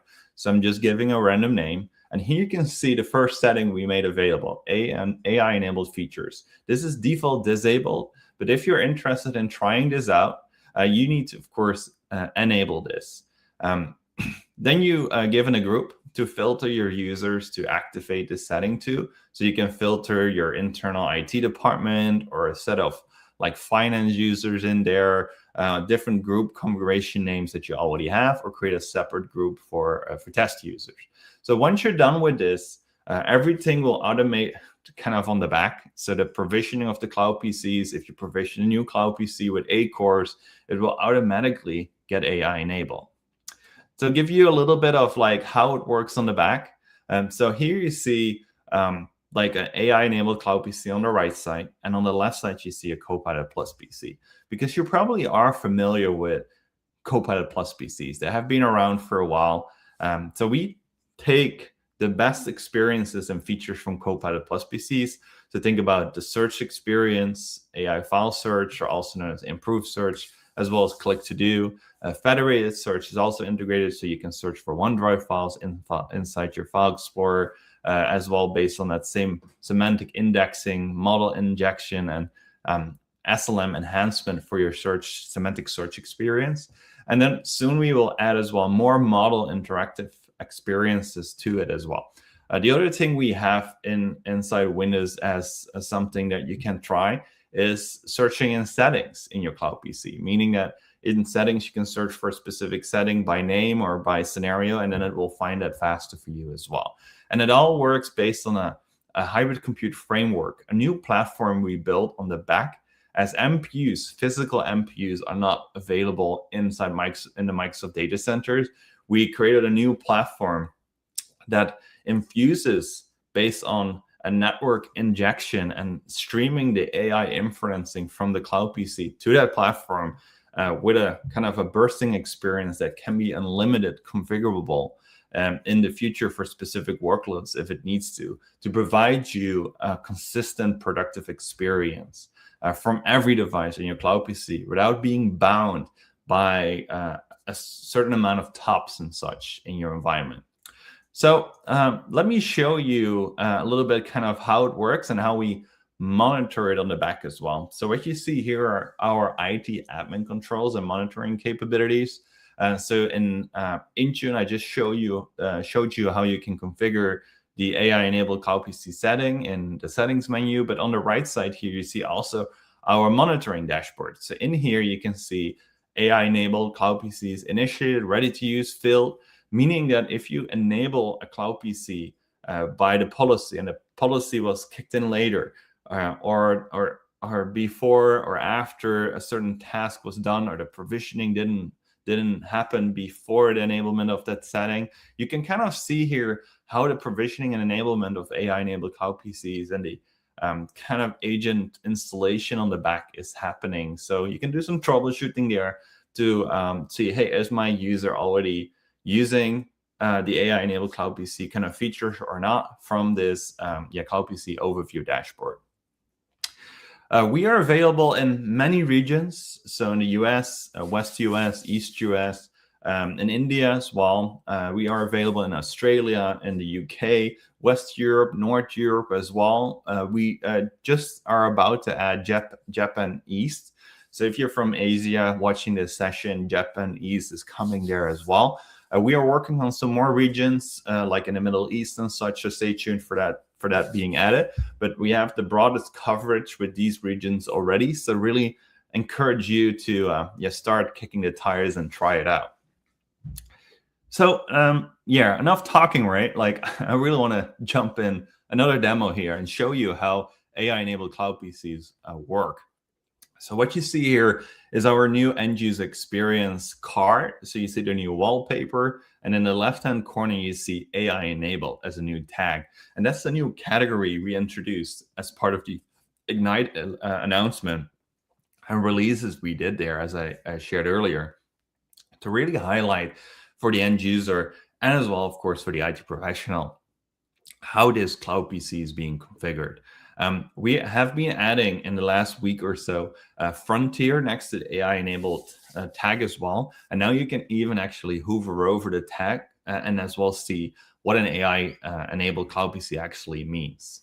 So let me play this quick video and then show you improved search as well as click to do and how click to do injects and exports files and different text and information from within your Windows 11 Windows 365 Cloud PC directly into M365 Copilot. I'm extremely excited to showcase the new client experience for AI-enabled cloud PCs, as well as the new features, improved search, support for OneDrive, as well as click to do within a cloud PC. So let me show you how it works. So I'm connecting to my cloud PC and you can see the new cards and experience kicking in. And in my cloud PC, I'm searching for rugby. And you can see that a rugby picture pops up, but the name is not called rugby. And this is the AI file search experience with semantic indexing that is now available in your cloud PC. The other feature that we announced is click to do. And with click to do, you can select text on the screen and export it to M365 Copilot. And I also do that with pictures and remove the background and blur and all these things as well. So he can see I'm exporting it to M365 Copilot and ask Copilot to summarize the data I want to export from Microsoft Edge, but that could be any line of business application that you're using, and then summarize it for me and export it into a document in Microsoft Word. And this is just one of the integrations to bring AI inside Windows 11 as part of Windows 365 to bring more value for Microsoft 365 Copilot, as well as the natural use of using Windows 11 from the cloud. Yeah, so I'm hearing you kind of thinking, right? Like, how can I start kicking the tires with this? And the good news here is that since like Microsoft Ignite, you can use AI-enabled cloud PCs already in a public Frontier preview, meaning that from within the Frontier program, which we are in, you can sign up directly inside Windows Insiders program. And that's the only opt-in you have to do, meaning that via Intune for like a bulk amount of cloud PCs, or you just do it individually in the Windows Update settings menu. You can opt in to the dev or beta channel in Windows Insiders program. And then on the other side, in the Intune portal, you flip the setting of the AI-enabled configuration that I just showed to you, and then you're done. And then within like 4 to 12 hours, the enablement and provisioning and everything happens completely automated on the back. And then you can start kicking the tires with these new AI experiences. And soon we will add more enhancements to the AI-enabled cloud PC offering as well. So here you can scan the QR code. You can go to aka.ms/AI cloud PCs as well to kick the tires with, and really start using these experiences, and reach out to me personally on LinkedIn or via the feedback hub to really share kind of your feedback on what you want to see more. So to wrap us up and to leave some maybe room for questions as well at the end, I really want to leave you with something. So I know that every day you're facing challenges in your environment. you're interacting with users, you are maybe doing some old school things in your environment, like GPO management or Active Directory maintenance or other kind of things in your environment to make sure that the business is keeping the lights on, right? So what you learned today might feel a little bit like far off or maybe something you will do later. But my recommendation for you is to look what you kind of learned today and your current kind of challenges, as well as looking through the front windshield of your car, as well as the rear view mirror, where the rear view mirror represents your current challenges, your current kind of challenges in terms of keeping the lights on, the things that keep you busy on a day, but doesn't really move the innovation needle forward. And see the windshield, the window in front, as the future, the things you learned today, the things you learned in other sessions, things you learned that you can do with Copilot differently that you normally would do. My recommendation for you is really to use what you learned today, maybe in a small format, just kind of with a kind of a use case easier to do. Try it out, create a POC, and then make change happen in your environment. Because the future of Windows is AI in cloud, and we are here as well to help you with that for your use to be more productive. So that was the end of my session. I hope you really enjoyed it. There was a lot of demos and innovation wrapped up in 41 minutes. Happy to be back in the future. I really love this conference. And maybe Marcel, back to you, and see if there's some questions for me as well for the last 4 minutes. Hello, Marcel. It's going down, but I have a question. And what's the NPU stuff in the computers or in the Copilot Plus computers? Yeah, it's a good question. So we didn't kind of make an NPU available in the cloud. We kind of did, but not physically. So what we built is a platform. So in every data center, we built components like microservices with a bunch of GPU-based VMs attached to it. And then there's a software inferencing platform we built that injects GPUs as it are operating as NPUs inside your Windows 365 Cloud PC. So in your Windows 365 Cloud PC, you interact with Windows just the same as you would do on a Copilot Plus PC, but then we offload that to that platform, meaning that the amount of capacity the NPU has on a physical Copilot Plus PC, that's bound by 40 TOPS, and I think the new ones have 80 TOPS. That limit is not happening in the cloud. So you don't have to deal with limits of TOPS or whatsoever. You only have to deal with experience. And that's where we're responsible for as a SaaS service in the Microsoft Cloud. So there's no number attached to AI-enabled cloud PCs or an NPU with a limit. It's a platform, and the platform can allow bursting to the numbers that you would like to see in order to guarantee a consistent experience. And I need the internet for that's working. Yeah, that's correct. Yeah, Cloud PC lives in the cloud. So for a Cloud PC, you would need an internet connection. The good thing is that with all the optimizations we have been doing on the protocol, bandwidth as far as you can stream a Netflix kind of episode of a series is enough to have a good experience of streaming your Windows session from the cloud. And that's the same for 5G, 4G, and other kind of scenarios out there. Awesome. I'll look forward what's coming, and it's also be a good invest to buy a Copilot Plus PC for the future, or is it stopped and changed to the make it a change to the cloud? It's a good question. No, Copilot Plus PCs will remain to be important and will keep continue innovating. We provide you more options. So if you decide to use a different device, different platform form factor, you can use these experiences from the cloud streamed via the Windows app. So take an iPad, for example. These days, you can even expand an iPad to an external display. that you can stream windows with these experiences from that device. So your local device is not defining the experience you get. But if you use a Copilot Plus PC, you can use these experiences locally as well. And Copilot Plus PCs have ARM-based chipsets, so that could be for security and battery life, a good purpose to purchase. But it doesn't have to be that device, because you can also stream it from the cloud. So if you have a different strategy for endpoints, different form factors, different low entry, lightweight devices, thin clients, Windows 365 Link, these devices don't have an MPU locally. So in order to get these experiences, you can use Windows 365 AI-enabled cloud PCs. And how is the pricing working? Is it credit-based, or is it... Windows 365 AI-enabled cloud PCs are fixed price. The exact price, the best thing to do is to contact your Microsoft sales representative.